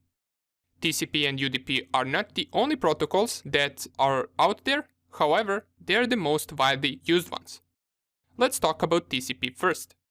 So TCP stands for Transmission Control Protocol, and it is the most commonly used protocol on the internet. When you load a web page, your computer is sending TCP packets to the web server address, asking it to send the web page to you. Then the web server responds by sending a stream of TCP packets, which your web browser stitches together to form the web page that you see. The same happens once you, for example, click on a link or sign in or post a comment. Your web browser sends TCP packets to the web server, and the server sends TCP packets back. However, TCP is not a one-way communication. The remote system sends packets back to acknowledge that it received your packets. So TCP is based on three-way handshake. And as the name says, three-way handshake is consisted out of 3 steps. First one is SYN. In this step, the client wants to establish a connection with the server, so it sends a segment with SYN, and what SYN stands for is Synchronize Sequence Number, which informs server that client wants to start communication and with what sequence number it starts the segments with. After the SYN step comes the SYN-ACK, which is the second step, and in this step the server responds to the client request with SYN-ACK signal bits set. ACK signifies the responsive segment it received, and SYN is the same from the first step. It signifies with what sequence number it is going to start the segments with. In the third and final step, which is just ACK, in this step the client acknowledges the responsive server, and they both establish a reliable connection with which they will start the actual data transfer. This is just an example of TCP communication establishing between a client and a server. Once the data transfer starts, TCP guarantees the receiver will get the packets in order by numbering them. Then the server sends messages back to the sender saying it received the messages or packets. If the sender does not get the correct response, it will resend the packets to ensure the server got the packets. All of those packets are also checked for errors. So TCP is all about reliability. Packets sent with TCP are tracked so no data is lost or corrupted in transit. That's why once you download a file, for example over the internet, your file is working once you run it on your machine, because it is being transferred with TCP, so all of the packets will reach their destination without any errors. UDP, on the other hand, stands for User Datagram Protocol. A datagram is the same thing as a packet of information, and UDP protocol works similarly to TCP, but it throws all the error checking stuff out. That's why UDP is much faster. It is used when speed is desirable and error correction is not necessary. For example, UDP is frequently used for live broadcasts and online games. That's why UDP doesn't really care whether packets received its destination, and it will not resend a packet if it didn't reach the other part. It will just continue sending other packets. You cannot ask for those missing packets again with UDP, and these are just the basics behind two most known protocols for communication. Even though many of you probably knew this already, it is good to have a refresher since we're going to need this knowledge once performing scanning. See you in the next video.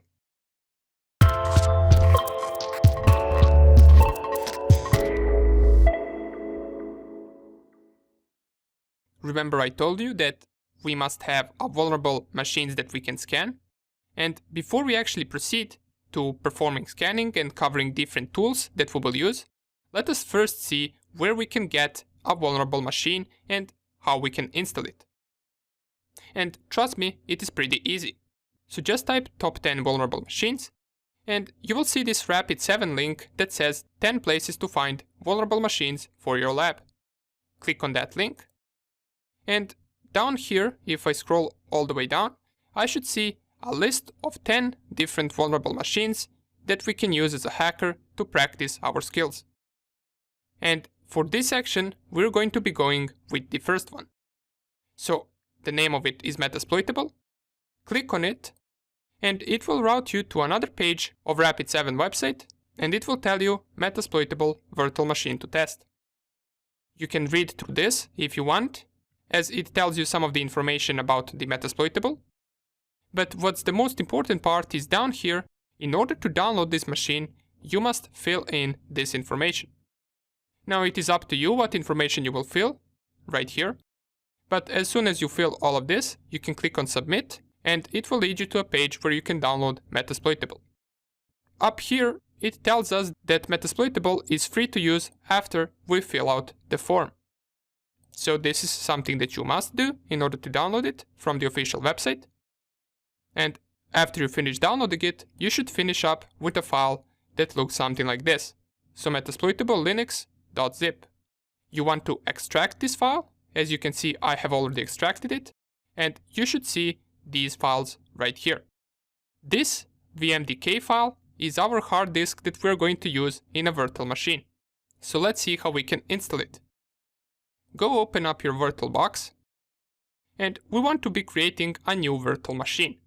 We already know how to do that. Click on this new button right here, and it will ask us for the name of virtual machine and the operating system. You can name it anything you want. I will just name it Metasploitable 2. And the reason why I'm naming it 2 is because I already have it installed right here, so the names differ. In the type of operating system, you want to select Linux, and in the version of operating system, you want to scroll all the way down and select Other Linux 64-bit. Once you got these settings ready, click on Next. And this is what I talked about. These virtual machines will use very little hardware resources from your physical machine. That's why for this virtual machine, for the Metasploitable, we can leave 512 megabytes of RAM. It is more than enough for this machine to run. It will even work if you lower it to 256 megabytes of RAM. But 512 is recommended, so let us leave it on 512, and if you don't have this much RAM to use, you can leave it on 256. Then proceed on Next. And in this step, instead of creating a virtual hard disk now, we want to use an existing virtual hard disk. Once you select this option, click on this icon right here, and click on Add. Then find your virtual hard disk wherever you got Metasploitable downloaded. For example, I got it on my desktop, right here. Here it is, find this vmdk file, select it, and then select it right here again, and click on Choose. Once you do that, you can click on Create. And this is pretty much it. We got our Metasploitable created. All we are left to do right now are two things. The first thing is navigate to Settings, go to the Network Settings, and switch from NAT to Bridged Adapter, the same thing we did with our Kali Linux machine. Then choose your adapter and click on OK. This will just make our Metasploitable 2 IP address belong to the IP range of our network. Once you do that, click on Start. And this will start the process of installing Metasploitable for you. Unlike in Kali Linux, right here, you don't need to do anything.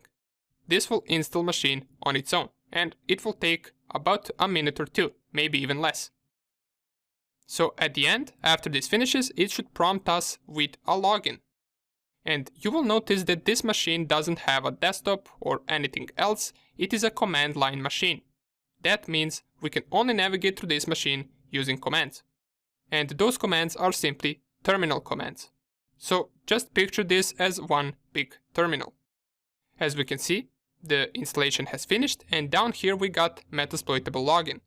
And if you read through this website, right here, if you read through this paragraph, it tells us right here that the Metasploitable login is msfadmin, and the password is also msfadmin. So let's try it out. Go to our machine, type msfadmin, and under password, again msfadmin. And here we are. We managed to log into our Metasploitable. just to check our network, type ivconfig, and it will tell me that my IP address is 192.168.1.3. That is because I set it to be over bridged adapter. And if I try to ping Google, for example, it will work. So our machine is set up and it is ready to be scanned and attacked. You see, this was pretty simple to do, and in the next video we are ready to start our scanning process. See you there.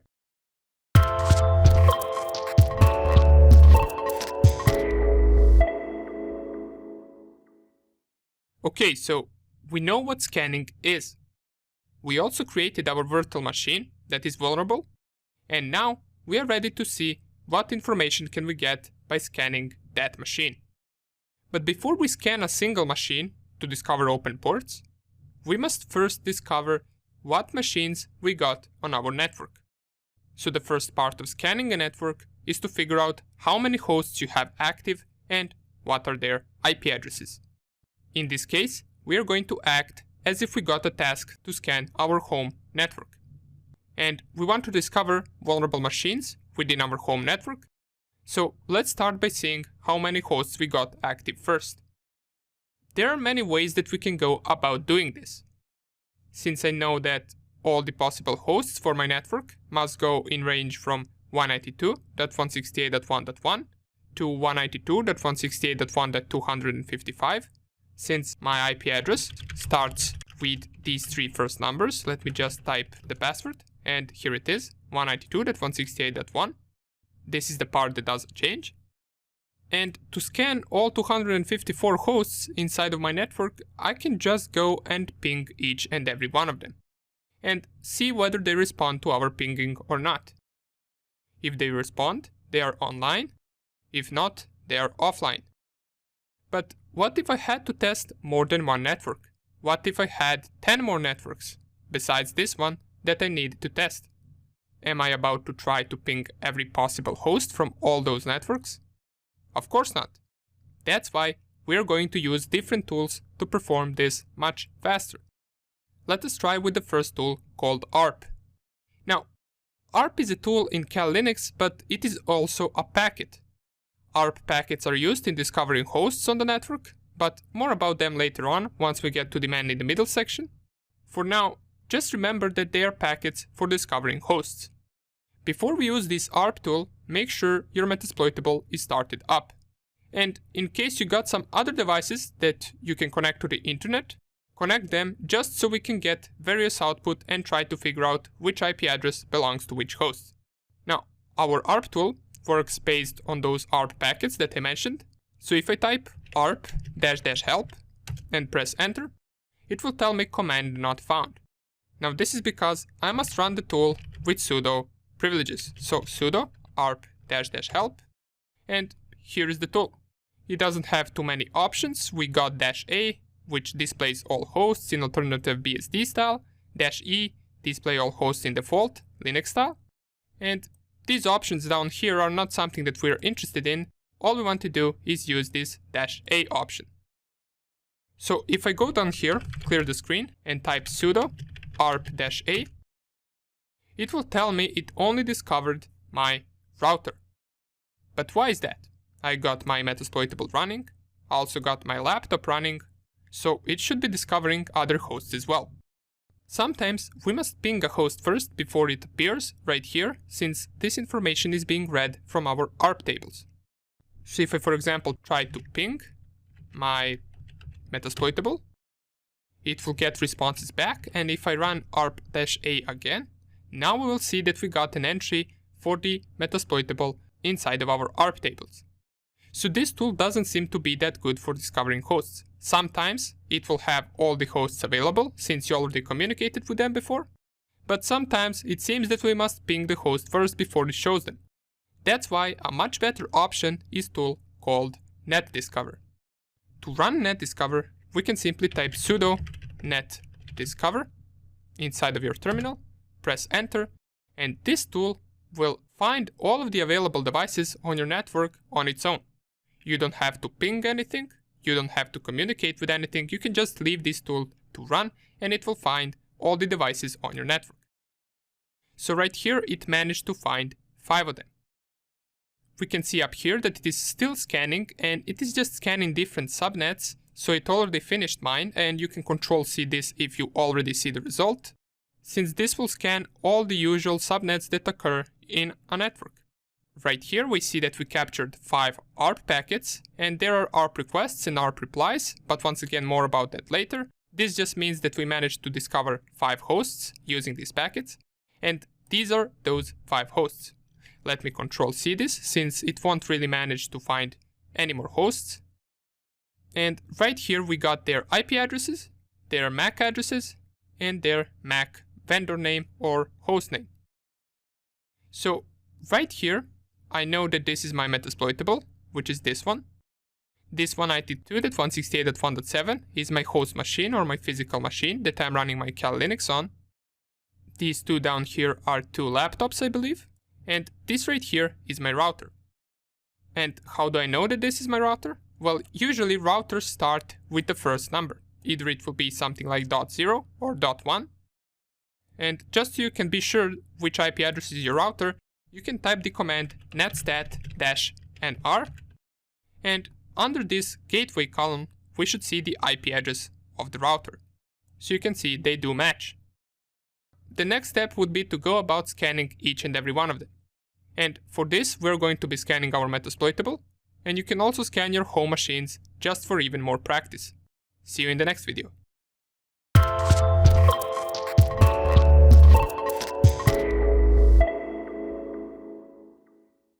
It is time to start with the first big tool that is essential for ethical hackers.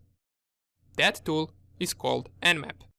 We're going to cover a lot of things inside of it, and unlike all the other tools that we covered by now, which you might or might not use in penetration tests, this is a tool that you will almost always use without any doubt. So what is Nmap? Nmap is a network mapper. It is a free and open source network scanner, and it is used to discover hosts and services on a computer network by sending packets and analyzing responses. It has a lot of different options, and we're going to check them out in the next few videos. For now, let us just see how we can start Nmap and run a basic scan. First thing, make sure your Metasploitable is up and running, and also if you got any other devices in your home network, turn them on just so we can scan them as well. Okay, let us see how we can run Nmap and what options do we get with Nmap. Just like all the other tools, we can get the Nmap help menu by only specifying Nmap in terminal or specifying Nmap --help. And you will see right away we get a lot of options right here. And this right here is just a short help menu. We will see the longer menu once we start experimenting with these options right here. But for now, we're only interested in running Nmap with just a basic scan. So for basic scan, all we need to do is specify an IP address.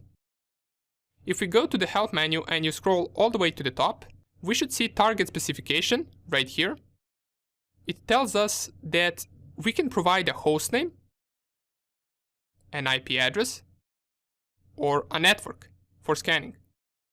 And below that we got some of the examples of what we can specify with Nmap and what is the syntax for specifying hosts. We can also read our targets from a list by specifying option -il.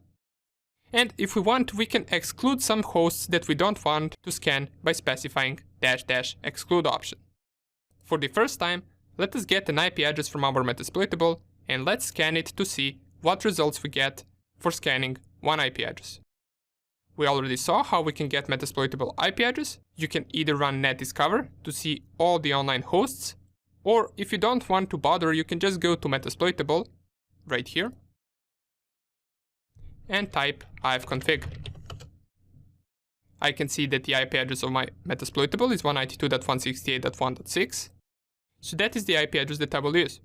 Let's run our first Nmap scan. If I type Nmap and just 192.168.1.6 and press enter, wow, this finished pretty fast. But don't get used to it. The only reason that this scan finished so fast is because the target is on my home network. true Nmap scans can sometimes take hours to finish, depending on where your target is, how many ports they have open, are they protected by Firewall, and many other things that we are also going to cover. But for now, this is the response for our Metasploitable with our basic scan. So it tells us that host is up, it tells us which open ports it has, we get the exact number of which ports are open on the target machine, and right here we can notice that there are a lot of ports that are open. That is because Metasploitable is running a lot of services. Nmap also tells you, besides the port that is opened, which service is running on that open port, and this is this third column. So we can see that port 21 is open and it is running FTP, which we already know that it's file transfer protocol. We got port 22 to be open, and that port is for secure shell. We got port 80 that is opened, and that is an HTTP port, and this could mean that our Metasploitable could be hosting a web page.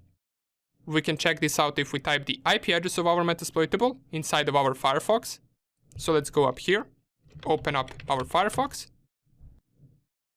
And if I go up here and type 192.168.1.6, press enter, this will automatically go and try to connect to the port 80, and indeed it is hosting a web page. But more about this web page later on in the course, as it holds a bunch of vulnerabilities which we will cover. For now, let us just see what other things we got with our Nmap. So besides these known ports that we got right here, we also discovered a bunch of other ports hosting different services, and some of them could be vulnerable. We also see this right here that says not shown 977 closed ports. But wait a second, I said that there are over 65,000 ports. Why does it say that it didn't show only 977 ports? Or it shows that only 977 ports are closed. That is because Nmap by default scans most known 1000 ports. It doesn't scan all 65,000. We can tell it to scan all 65,000, which we will see later on, but in most cases it is not necessary. Okay, cool. Our first Nmap scan gave us some results. And all of these results from our scans you would write down in a report in a real penetration test. Now that we know how we can scan one IP address, let us see how we can scan a range of IP addresses. Let's say we want to scan our entire network, and for this once again you must know your subnet of your network or your network's IP range. We talked about this earlier. For me it is from 192.168.1.1 up to 192.168.1.255. So we can specify this in two different ways. We can type nmap 192.168.1.1-255, or we can type it like this, 192.168.1.1/24. And if you're new to subnetting, you can think of this /24 as something that says first 3 octets are not changeable. And by first 3 octets I mean first 3 numbers, which leaves us with only last octet or last number that will be changeable inside of our IP range. So let's scan it. If I press enter.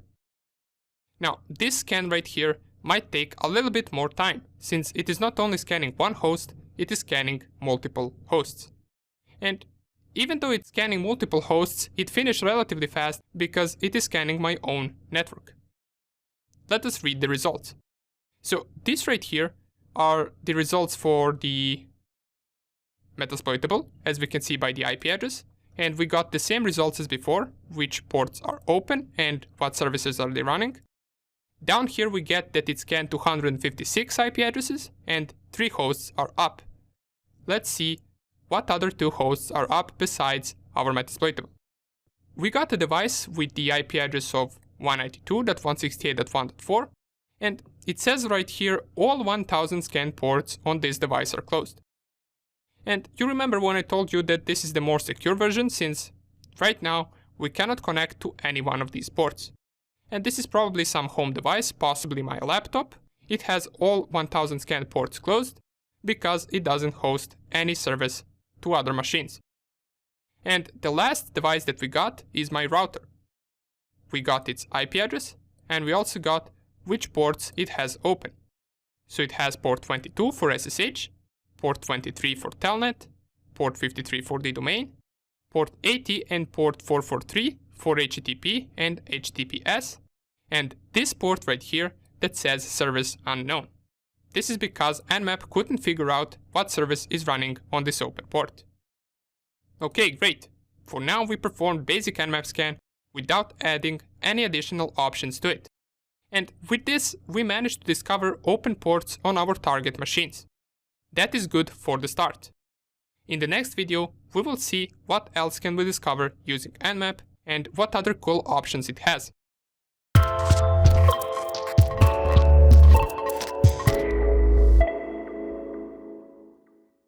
It is time we discuss different scan types that we can do with Nmap. Now, Nmap is a huge tool, and it offers many different types of scans that we can perform, and we will be covering just some since there are a lot of them. However, at the end of this video, I will give you a really good tip as to how you can really master the Nmap tool. Talking about different scans doesn't necessarily mean that we will get different results.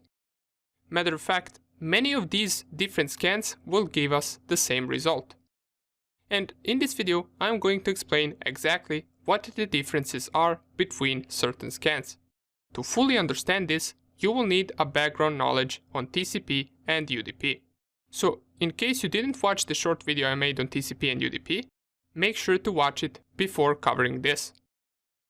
Let's start with the first type of scan, and that scan is called TCP SYN scan. Let me open the terminal. The command that we must run is nmap-ss, and then we're going to be scanning Metasploitable in this video, since that is the machine that we are attacking. So the IP address of my Metasploitable is 192.168.1.6, and this -ss is TCP SYN scan. SYN scan is probably the most popular scan in Nmap. It can be performed quickly, scanning thousands of ports per second on networks that aren't protected by a firewall. And the reason why it is called a SYN scan is because it never really opens a full TCP connection. You only perform the first step of three-way handshake, which is sending SYN. And the way it works is, if the target sends SYN-ACK back for a certain port, that indicates that that port is listening or it is open. Target can also send something called RST, which stands for reset, which would indicate that the port is closed. In case it doesn't give any response back after several tries, port will be marked as filtered. And filtered is just another state of ports that happens once Nmap cannot determine whether a certain port is open or closed. The filtered state could happen if port is, for example, protected by some filtering or a firewall. And now that we know exactly how TCP SYN scan works, let's test it out on our Metasploitable. There is one thing with this command. If I try to run it, it will not work. It will tell me, you requested a scan type which requires root privileges. And the reason this requires root privileges is because we are only sending one part of three-way handshake and telling our machine that we do not want to respond to a SYN-ACK bitset in case it is sent back from the target. That requires root privileges. So we must run this with sudo. Sudo nmap-ss, and then let's type in our password. And we will notice it gives us the results of ports that are open very fast. And it is also very important and satisfying once we know how certain scan type works. Once again, it sends only the SYN and waits for a SYN-ACK or RST, and it never establishes a full TCP connection. Let us check out the result. So we got these ports open, and we also got what service is running on those open ports. Now, here's the time that it took, and we're going to compare this with different scans. And the reason it finished this fast is, once again, it doesn't establish a connection. Compared to this SYN scan that we just performed, we also got something called TCP connect scan, or also labeled as -st. So in order to run this, we can just change this command from -ss to -st. And you will see all of these options if you run the help menu of Nmap. What's interesting about this is that it does not require sudo privileges. And the reason it does not require is because it performs a normal TCP three-way handshake connection. So the only difference between this and previous scan is that TCP connect scan establishes a full connection. The important part here that you should remember is that this scan will leave much more trace that you performed an Nmap scan on the target machine, and it is easily detected. That's why once you can run Nmap as root, usually synscan will be a better option than the TCP connect scan. Nonetheless, let's test this one out so we can remove sudo, as it does not require root privileges. And you will see it also finishes relatively fast. The output will be exactly the same as with the synscan, but sometimes it could take a little bit longer than the synscan since it is performing a full TCP connection. And even though we got the exact same result, which are just the open ports and the services that they run, now we know how both of these scans work. And now you know that, for example, this scan is much more detectable than the synscan. Or you can say that it just makes more noise on target machine. The last scan that we're going to cover, and keep in mind these are just some of the scans, and I will show you where you can find the rest of them and possibly test them out if you want to. But the next scan that I'm going to cover is pretty unpopular, and that is the -su scan, or also known as UDP scan. The reason why it's unpopular is because many services on the internet run over TCP protocol, as we already know.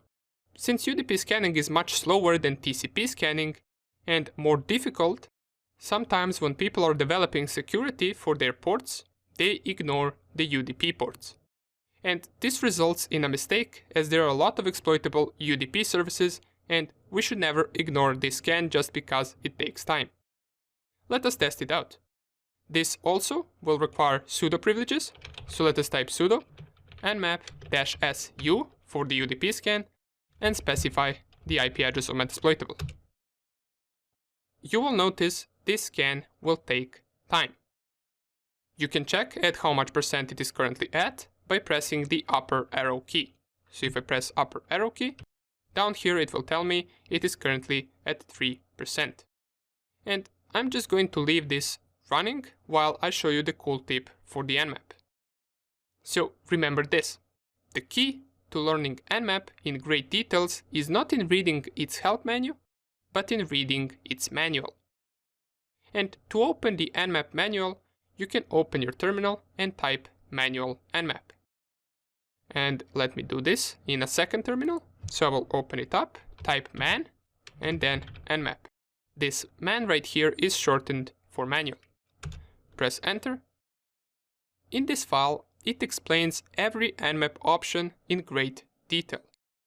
Let us find different scan types that also exist, since we didn't really cover every one of them. Let's scroll all the way down to different Nmap scans.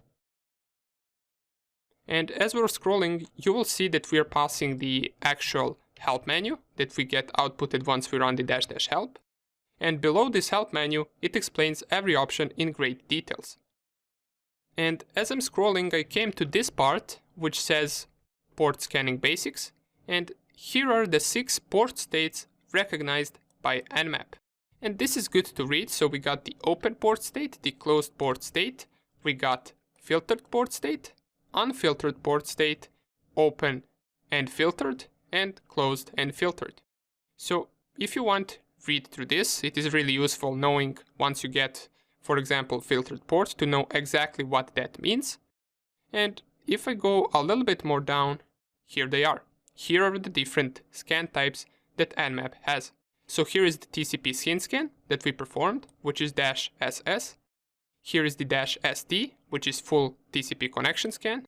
And down here you will notice, after the UDP scan, that we got different options as to how we can perform our scan. And you can read about each and every one of them and see when are they useful and how you can specify them. Here is the TCP ACK scan, here's the TCP window scan, and you will see there are a lot of them. There are also different options such as this scan flags, which is custom TCP scan, but this is an advanced option and we might take a look at this later on. Here is idle scan, echo scan, let's see all the way down, IP protocol scan, FTP relay host, FTP bound scan. And that would pretty much be it for the Nmap scans. So depending on your target and what you exactly want to get from this scan, you would pick one of them. So for example, if you wanted to discover open ports, you would use the TCP/SYN scan.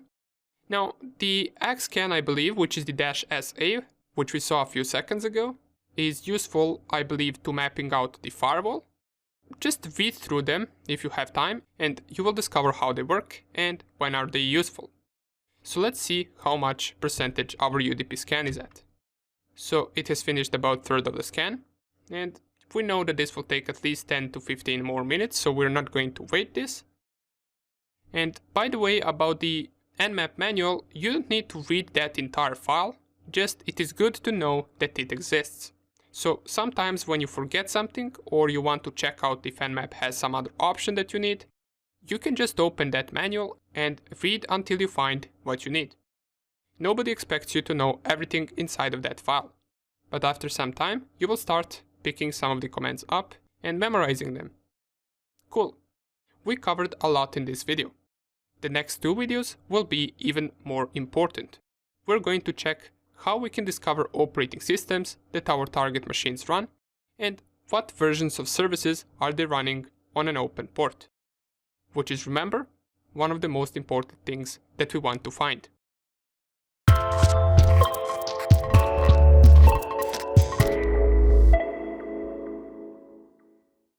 Let us check out how we can figure out what operating system is our target running just by scanning it with Nmap. In Nmap, this feature is quite popular, as they have a database of thousands of known operating system fingerprints that they compare with the host that you scan in order to find out what operating system is it running. But for this to work, a target machine must have at least one port open and one port closed, which we need not to worry about since our Metasploitable has both open and closed ports. However, it could not work for some other targets. What I'm going to do in this video is I'm going to try to scan my Metasploitable, which is running Linux, and then I will try to scan my Windows 7 virtual machine that I got right here, and I will try to scan my Windows 10 host machine.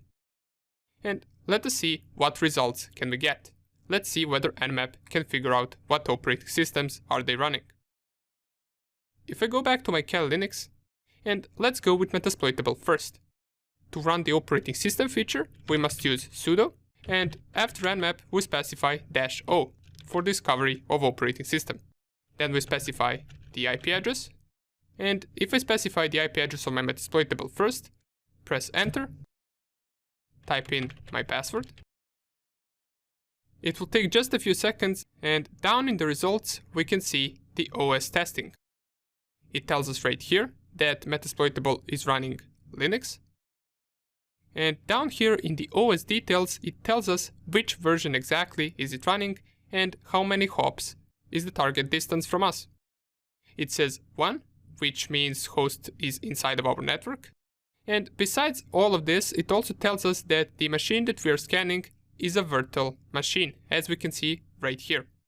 It managed to figure this out by the MAC address that Metasploitable has, since VirtualBox machines have MAC addresses that start the same, and these are these three first numbers. This is really interesting because it can sometimes help us to realize that our target is an actual virtual machine and not a physical machine, which could possibly indicate that we're scanning a honeypot, which is usually a purposely vulnerable virtual environment that is used to lure in hackers in order to find out whether they're being attacked. This is because usually an attacker will go for the most vulnerable machine first, and that's how they catch him. That vulnerable machine could possibly be put there on purpose. So for our Metasploitable, we got the correct result. It tells us that it is running Linux, which is correct. Down here it even tells us which version of Linux is it running. And we can also see right here by the MAC address that this is a virtual machine. So we got a lot of useful results for Metasploitable. Let's try with my Windows 10 physical machine. So if I type sudo nmap -o, and to scan my physical machine, I must check the IP address inside of my command prompt. If I type ipconfig, it will tell me that my IP address is 192.168.1.7. let us type it in, 192.168.1.7, and run this scan. It should also take just a few seconds. Once again, you can check at what percentage is it at by pressing the upper arrow key, and it is currently 81% done, so let's just wait for the remaining few seconds to finish. And it will tell me right here that it didn't manage to discover OS details. Now why is that? Well, because we can see right here all 1000 scanned ports are either closed or filtered. And remember, to discover an operating system, we need at least one open port and one closed port. In this case, there is really nothing that we can do to discover operating system with Nmap, since all ports seem to be filtered. Let's try the same of Windows 7 virtual machine. I know for a fact that the Windows 7 virtual machine has one port open, so let's see whether it will manage to figure out the operating system on that machine.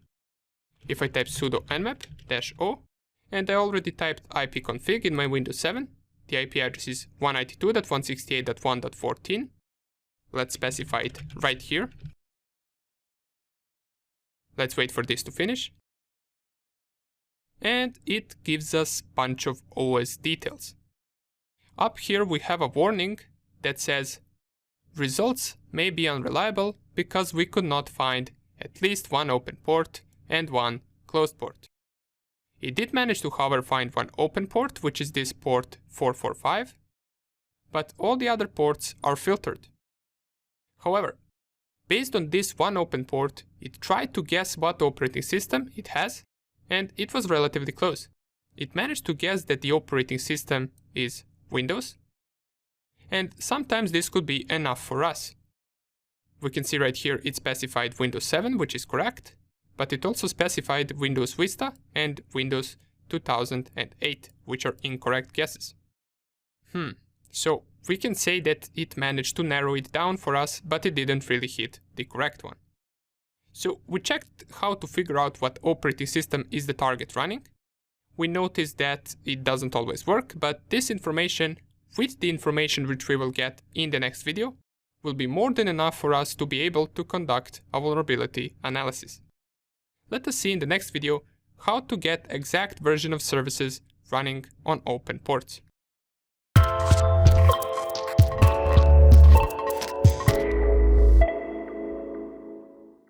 Welcome back. Let us finally check out how we can figure out the version of software running on an open port. For now, we managed to discover open ports. We also learned what different scans do and which ones are better to use. And we learned how we can identify an operating system on some of the targets that we scan. Now, let's see one of the most important parts that will also help us in identifying vulnerabilities. So, why do we care about versions of software so much?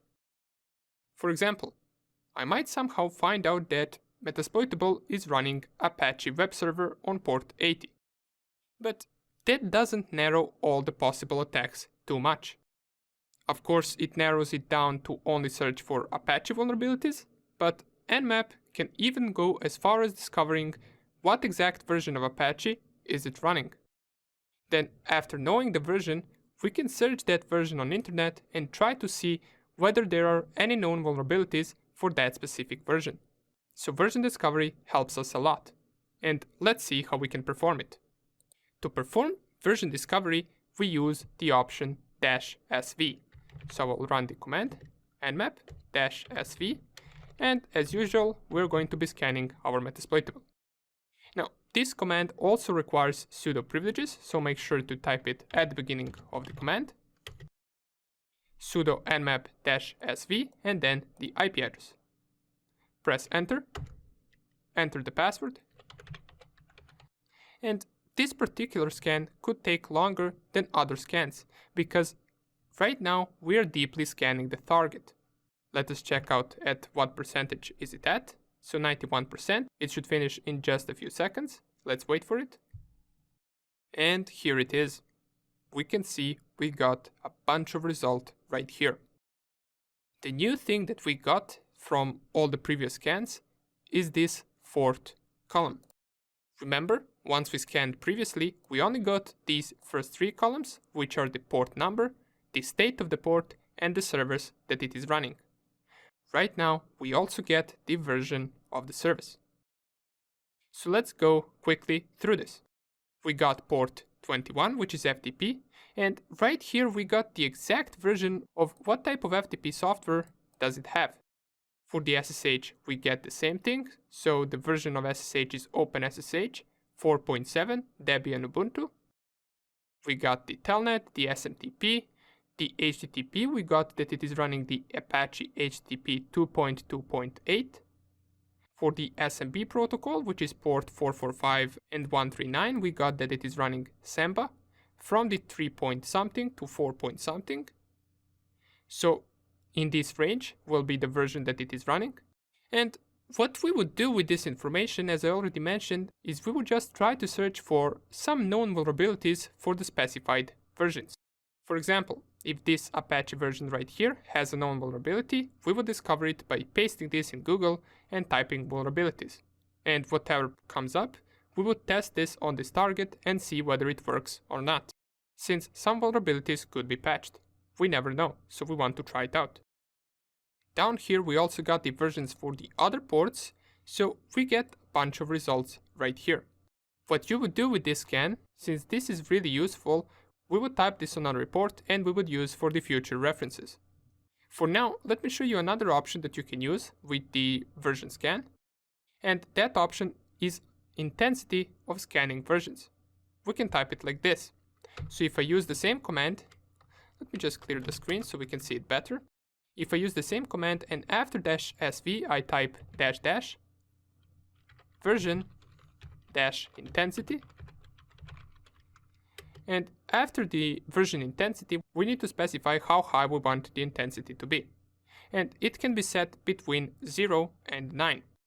The default one, which we used in the last scan, is 7, so every time you don't specify this option it will be 7 by default. If we set it all the way up to 9 in this scan, then we will have higher possibility of identifying the correct service version. However, in 99% of Nmap scans, this option is not needed. You can just leave it on default, which is 7. If you set it at 9, it will take longer time, and since we're scanning a target that is on our own network, it will still do it in just a few seconds or minutes. But if you were to scan a real target, Nmap scans could take a lot more time to accomplish. So you always want to consider not only performing most accurate scan possible, but also performing a scan that will be equally fast and accurate. So sometimes we have to lose one thing in order to gain the other. And that would be pretty much all for the version scanning. Now, we're not going to be running this command since I can tell you right now that it will give us the same output as the previous one. So in this case, increasing the version intensity won't help us too much. And as far as these options go, there are more options for the version discovery that you can check out inside of the Nmap manual. But before I end this video, I want to show you another thing that I also use a lot, and that is the -a option. So let me show you right here. If instead of all of this, I specify -a, and -a is so-called aggressive option. It enables some advanced features of Nmap. Those advanced features are, well, first it enables OS detection without specifying the -o that we already covered. It also enables the version detection without specifying the -sv. And it enables something called Nmap script scanning. What Nmap scripts are something that we will cover shortly. For now, just remember that -a enables all of those things that we covered in the previous videos, including Nmap scripts. And since -a is one of the more aggressive Nmap options, please do not try this on targets that you do not have permission to scan. However, let us test it out on our Metasploitable target, and if you want, you can also try to scan your home network with it. Just keep in mind that since it is using all of these options, it will take some time, even if it is scanning our home network. So, if I run this command, this will take some time. If I press upper arrow, it is 78% done. And the output of this option we're going to see in the next video as well as some other useful things that we can do with Nmap. As soon as we check that, we are going to get into Firewall Evasion using Nmap. See you there.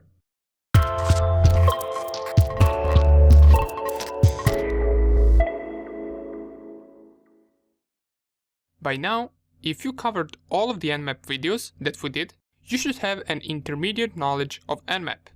All we are left to do to check out is just some of the few options that you might find useful once you're performing your scans, which we will check out in this video. And after it, we need to check out two more things.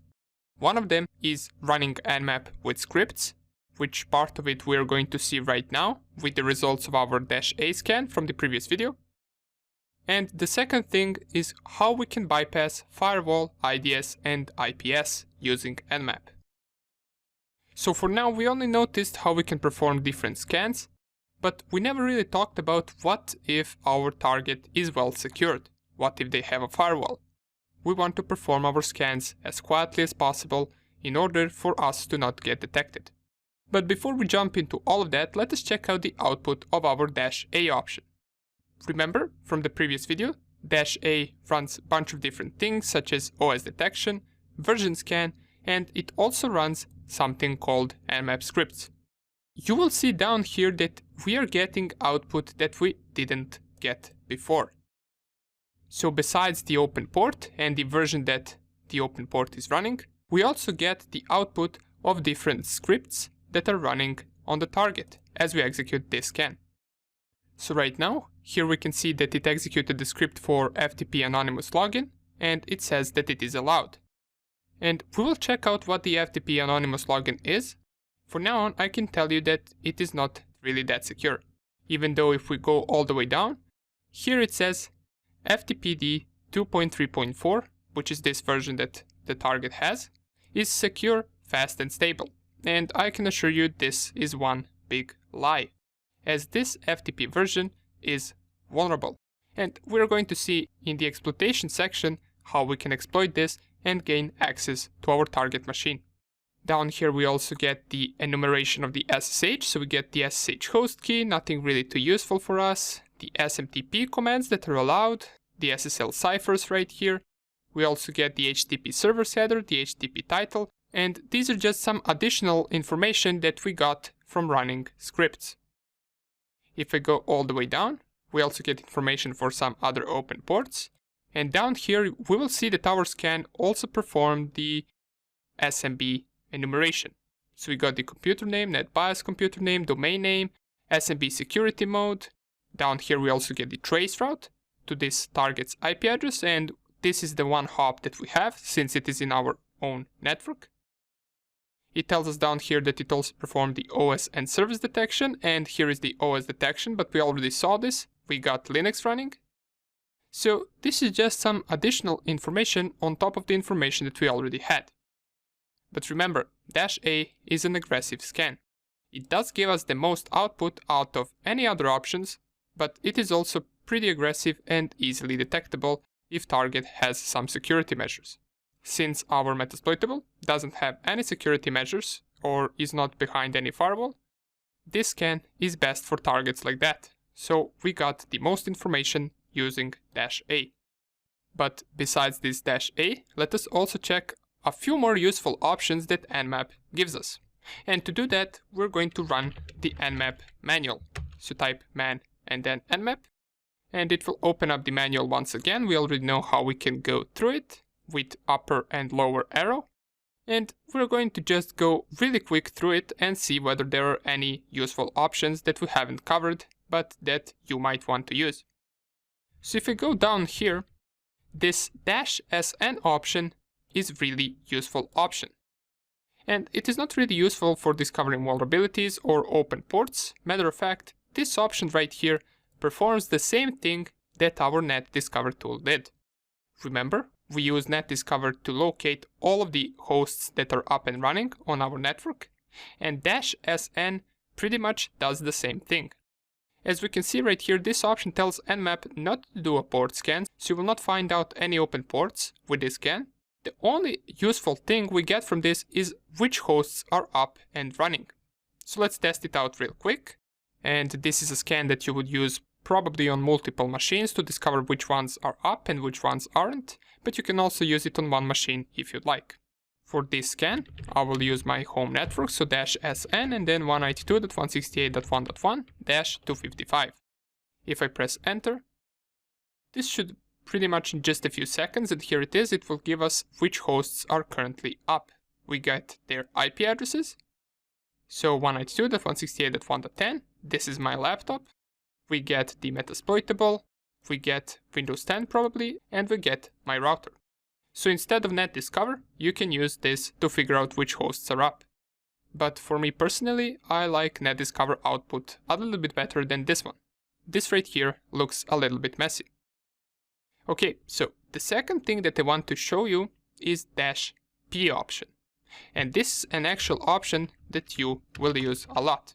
So for this, we're going to scan our Metasploitable, so change the IP address to the Metasploitable IP address. And what -p option is simply you can specify what range of port you want to scan with Nmap. So remember, when we perform any other scan, it scans top 1000 ports. But what if we, for example, only wanted to scan one port? For example, let's say we wanted to scan port 80 on the Metasploitable. Can we do that? Well, if you specify -p and then 80, and then the IP address, here it will tell us port 80 open and service that it is running. So we can scan only one port if we want. This option is useful if you're only attacking one port and you don't want to bother really and let Nmap scan 1000 port when you only want to enumerate one single port. You can also do it on multiple ports, for example port 80, port 22, port 100, and let's see what the output is. And here we can see port 80 and port 22 are open, while the port 100 is closed. We separate different ports with comma, and instead of separating them with comma, if you want to scan a range of ports, you can also do this. You can do port 1 to port 100. And here are the results. Not shown, 94 closed ports, and we got 6 ports that are open in first 100 ports. And remember when I told you that there are over 65,000 ports? Well, this is the option that we can use in order to scan all 65,000. If I type the same command, just I scan from 1 to 65,535 and press enter, this scan will take longer than any previous scan that we did, since it is scanning 65,000 ports. Here we can see the output, it finished in 7.74 seconds, and here are all the open ports that it managed to discover. Here are some of the ports that we never really discovered with previous scans that we did in last few videos. So this is really useful. If we used regular scans and we only scanned first 1000 ports, we would never really know that these ports are also open. Now, on the contrary, instead of scanning 1000 ports or 65,000 ports, we can use a cool option, which is -f, and it is capital F. And what this option does is, instead of scanning 1000 ports, it scans first 100 ports. So in case you want to perform a quicker scan, and you also want to scan top 100 used ports, you would use the -f option. If I press enter, you can see it finished in less than 1 second, and it scanned top 100 ports. Now this doesn't mean that it scanned port from 1 to 100, this simply means it scanned first 100 ports that are usually most used. So we got 21, 22, 25, 53, and a bunch of others as well. But whenever you really want to find out everything you can about the target, this scan will be more useful. The one where we scan 65,000 ports, since you can see there are a lot more ports that are open than with this scan. Okay, cool. Let me show you one more option before we proceed to the next video. And that option is how to output an Nmap scan. So there are a few ways that we can do that. If I run Nmap and then we use the scene scan, which we covered, and let's say we scan the Metasploitable, there are 2 ways that we can do this. If we want the output to be inside of a file, we can use 2 arrows to the right and then output of scan.txt. let me see. You requested the scan type which requires root privileges, so let us run it with root. And press enter, type in password. And you will see we get no output to our terminal. That is because all of the output is stored in this file. If we use the cat command to output the results, here is our scan that is being stored inside of this file. So this is useful once you want to, for example, add this to your report. So you just save it in a file and then later on copy and paste this on a report. Another way that you can do this, in case you want the results to be saved both in a file and also outputted in your terminal, we can use the -on option. So -on, I'm not sure if it is with capital N or lowercase n. We're going to check that out with the help menu. So let's go to the output settings, and it is -on option.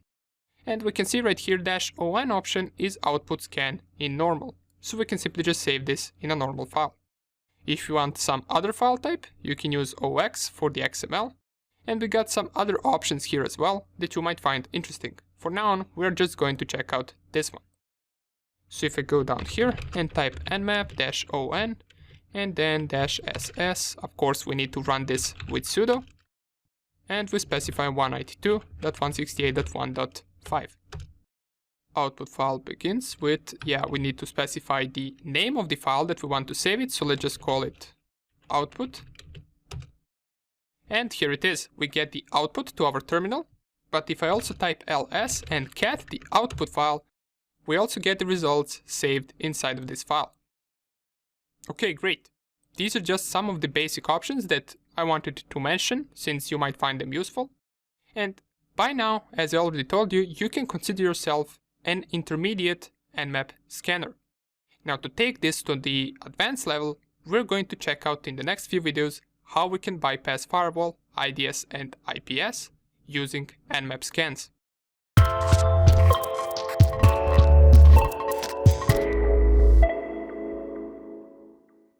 In this small section, we're going to cover how we can use Nmap in our advantage to be able to bypass some of the security measures that the target might have, such as firewalls and IDS. These options that we will use in Nmap can be considered advanced, so don't worry if you don't fully understand everything that we talked about in next few videos.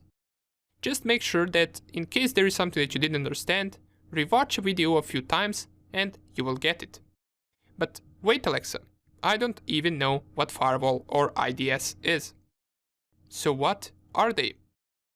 Well, Firewall is a network security system that monitors network traffic, and it is based on the security rules that are predetermined. There are two types of firewalls: network firewalls and host-based firewalls. Network firewalls filter traffic between two or more networks, while host-based firewalls only filter traffic that is going in or out from that specific machine. And what IDS is intrusion detection system. It is usually a software application that monitors the network for any malicious activity. For example, some of the Nmap scans that we did in the previous section can get caught by intrusion detection system. So in this section, we will check out a few options that could help us bypass that. All in all, Firewall and IDS helps us secure our network or machine. In the previous section, where we covered Nmap basics, we used our Kali Linux machine and we scanned our metasploitable target. We scanned different ports, and with the scans that we did, we managed to figure out what ports are open and what ports are closed. But some of our targets might host services on ports hiding behind the firewall. And once we scan them, it will tell us those ports are filtered, which we know that it means Nmap can't figure out whether that port is open or closed. What this means is that we're sending packets to that target, but their firewall keeps dropping those packets. And in this section, we're going to see what Nmap options can help us in bypassing this. Let's get straight into it.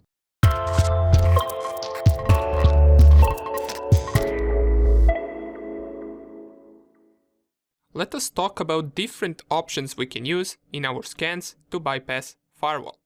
Firewall is something unpredictable.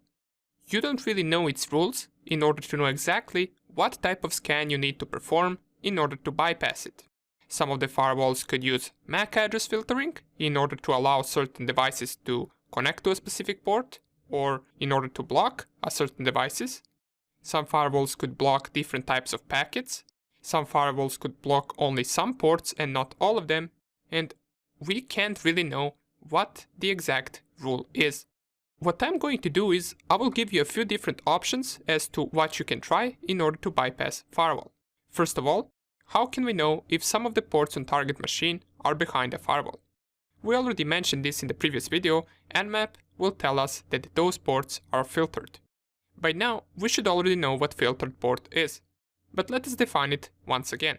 Filtered port is when Nmap can't figure out whether a certain port is open or closed, and that is due to it dropping packets, possibly because that port is behind a firewall. Therefore, we don't get any responses back from that port, and Nmap flags it as filtered. Let me show you this on a Windows machine. Right here, I have Windows 7 virtual machine, and this virtual machine, if I go to the control panel, and then System and Security, and Windows Firewall, this machine has Firewall turned on. If I try to scan it using synscan, which we covered in the previous section, so let's do it right here. Remember, it requires sudo privileges, so sudo nmap-ss, and then the IP address. I will use the IP address of my Windows 7 virtual machine. And if I press here enter, type in the password, in just a few seconds the scan will finish.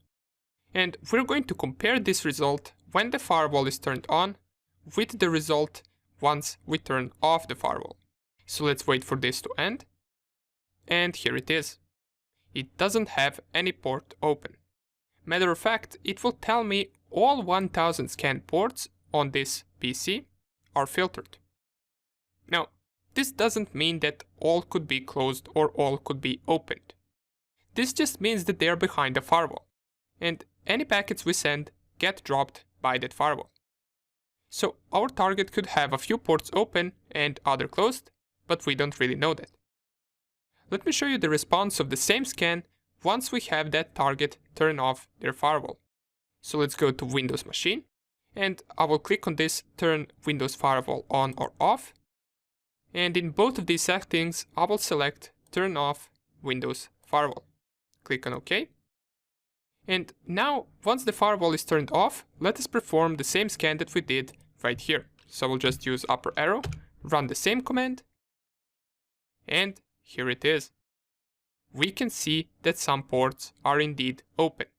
This firewall right here doesn't have any special rules since it is made to block all traffics, so techniques that I'm about to show you in these few videos will not work on regular machines that just turn on their firewall and that don't accept any type of connection. However, once firewall rules are applied, and they usually are applied in some servers or machines that need remote access or that need to communicate with other machines, then we can test these options and see whether those rules have any vulnerability that we can bypass. I will turn the firewall back on right here. I will close this, and let's start with our first option. We're going to use an option -f. So if I clear the screen and type the command sudo nmap-f and then the IP address, this -f option causes the requested scan to use tiny fragmented IP packets. Now you might be wondering, why would we do that? Well, the idea behind this is to split TCP header over several packets to make it harder for packet filters or intrusion detection systems to detect what you're doing. If we specify the option once, just by adding one -f, the Nmap will split the packets into 8 bytes or less. So if your packet had a 24 bytes TCP header, this would be split into 3 different packets of 8 bytes. Now, you can also specify the option twice with -f and then once again -f. and this will split the packets into 16 bytes per fragment. But be careful once running this option on an actual target, as some programs have trouble handling these tiny packets. If you want to increase fragment size even more, you can use the option --mtu, and after it the fragment size. Just remember that offset you specify must be a multiple of 8. This fragmentation won't always work. If I run this scan, this option will not work most of the time actually. It only works if a network that you're scanning can afford the hit that this will cause. Therefore, they just leave it disabled. Some networks also can't enable this because fragments may take different routes into their networks. Nonetheless, it is good to mention this option, as it might come in handy one day. Another option we can use, which is more focused on hiding your IP address than bypassing security, and that option is creating decoys using -d. So if I specify dash and then capital D, creating this decoy scan makes it appear to the target as it has been scanned not only by you, but also by the decoys that you specify. So their intrusion detection system might report multiple IP addresses that scan them, including yours. But they will not be able to determine which one is real. So you successfully hid your IP address from them. There are two ways that we can do this. And just to show you how this works, what I'm going to do is I will open a software called Wireshark on my Windows 10 machine. And with this software, we will be able to see which IP addresses are communicating with my Windows 10 machine. Now you don't need to have Wireshark for now, just pay attention to the scans that we perform and results that we get in Wireshark.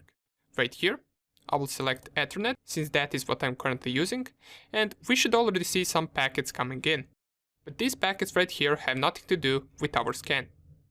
So if I go back to my Cal Linux, and I run the command sudo nmap -d, and to specify how many random IP addresses we want to use to scan the target, we can specify -d and then rnd, 2 dots, and then the number of IP addresses we want to use. So in this case, I will use 5 random IP addresses. If I press enter right here and go to my Wireshark, it doesn't seem to be flooding anything. Are we successfully scanning? Oh, that's right, we are scanning Windows 7 machine, my bad, so we need to be scanning our Windows 10 machine, so let me check the IP address on my Windows 10.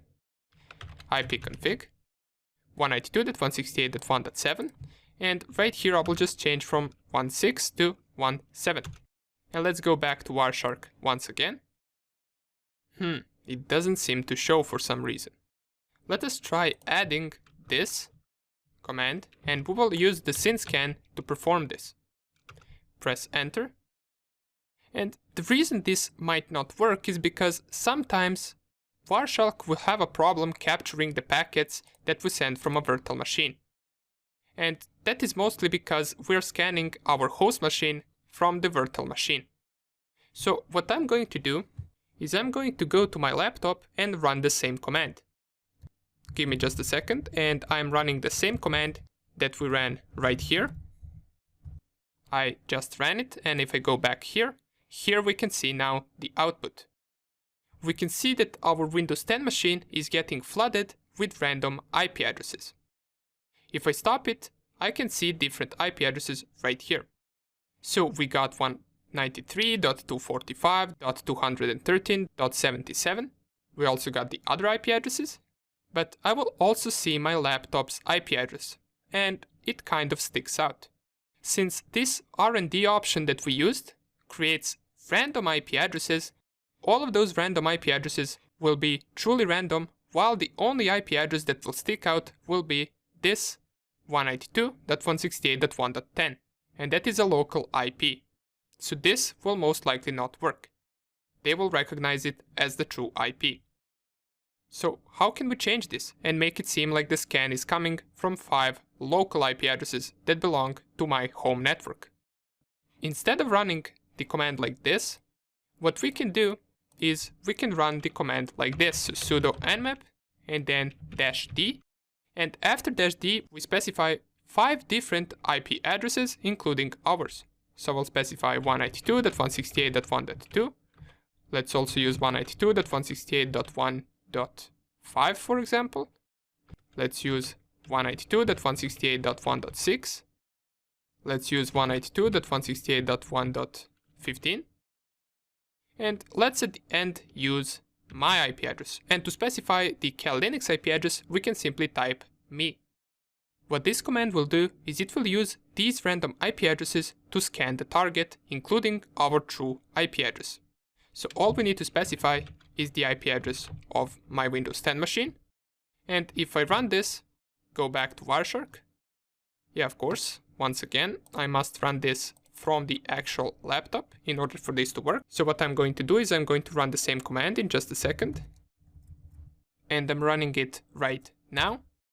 If I go to my Wireshark, here we can see now it is getting flooded with local IP addresses.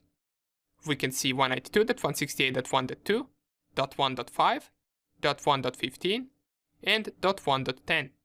And they will never really realize that this one is the correct IP address, since they're getting flooded with a lot of them. And you can change this number, you can use more IP addresses if you want, or less. But the point of this is that in case you're scanning a target that is inside the same network as you, use local IP addresses.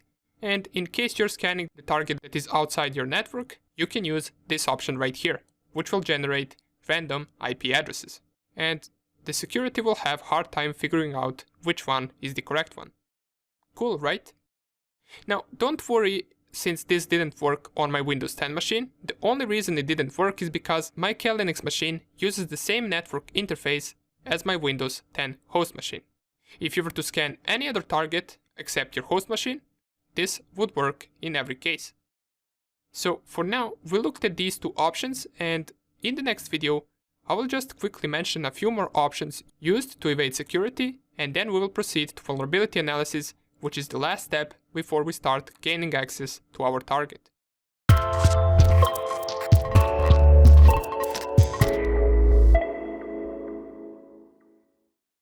We mentioned fragmented packets and creating decoys in the previous video. Right now, we're going to mention a few more options, and even though they are not that important, it is good to know they exist, so let's go through them real fast. I will not be running these options, but you can test them out if you want. I will just mention them so you know what else you can use. The first thing we got is option -s. And you run it like this: sudo nmap -s. And this option is used to spoof your IP address. It will make your target think that someone else is scanning them. The problem with this is that you will not get results of scan back, since they will be sent to the IP address that you're trying to impersonate. So for example, you can be trying to impersonate 8.8.8.8, and your target will be scanned with this IP address, or at least it will seem that the scan is coming from this IP address. For this option to work, you must also specify -pn, and the reason why you must specify -pn is, first of all, -pn is used to assume that all hosts are online, so it doesn't perform the ping scan to discover whether a host is up and running. Without the -pn, this option would not work, and the reason is because your target will be scanned with this IP address. And we will not be able to get the packets back and see whether the target is on or off. That's why we will just assume that the target is online, so we can scan them with a different IP address. Otherwise, we will never get the result whether they are online. And sometimes with these two options, you must also run -e. E is used to specify a network interface. So you would simply just type ifconfig, check out what network interface you're using, and you would specify it right here. In my case, that would be ETH0. Another cool option besides this that Nmap has is you can specify the source port with -g option. This can sometimes help bypass a firewall. For example, a network administrator may set up a firewall and set a rule where only traffic from a certain port is allowed. And with that, he's probably thinking that attackers won't be able to figure out from which port exactly.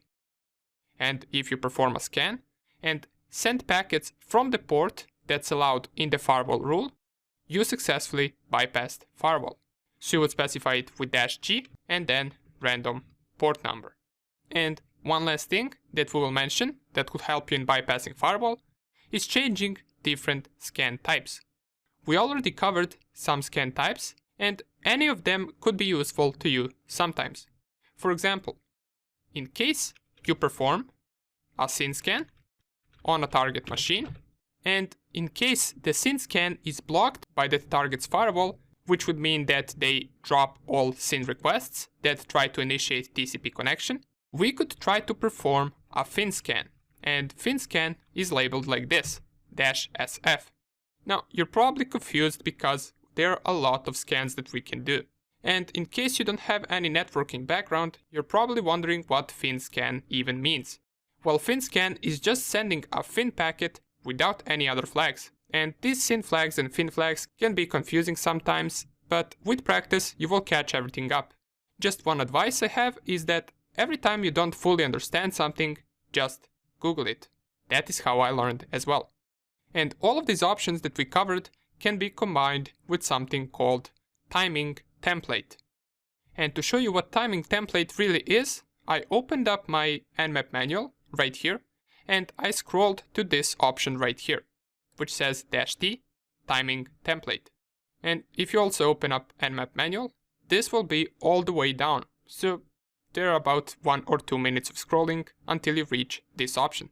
Here in the Nmap manual, we can see the -T comes with 6 different options, or 6 different modes.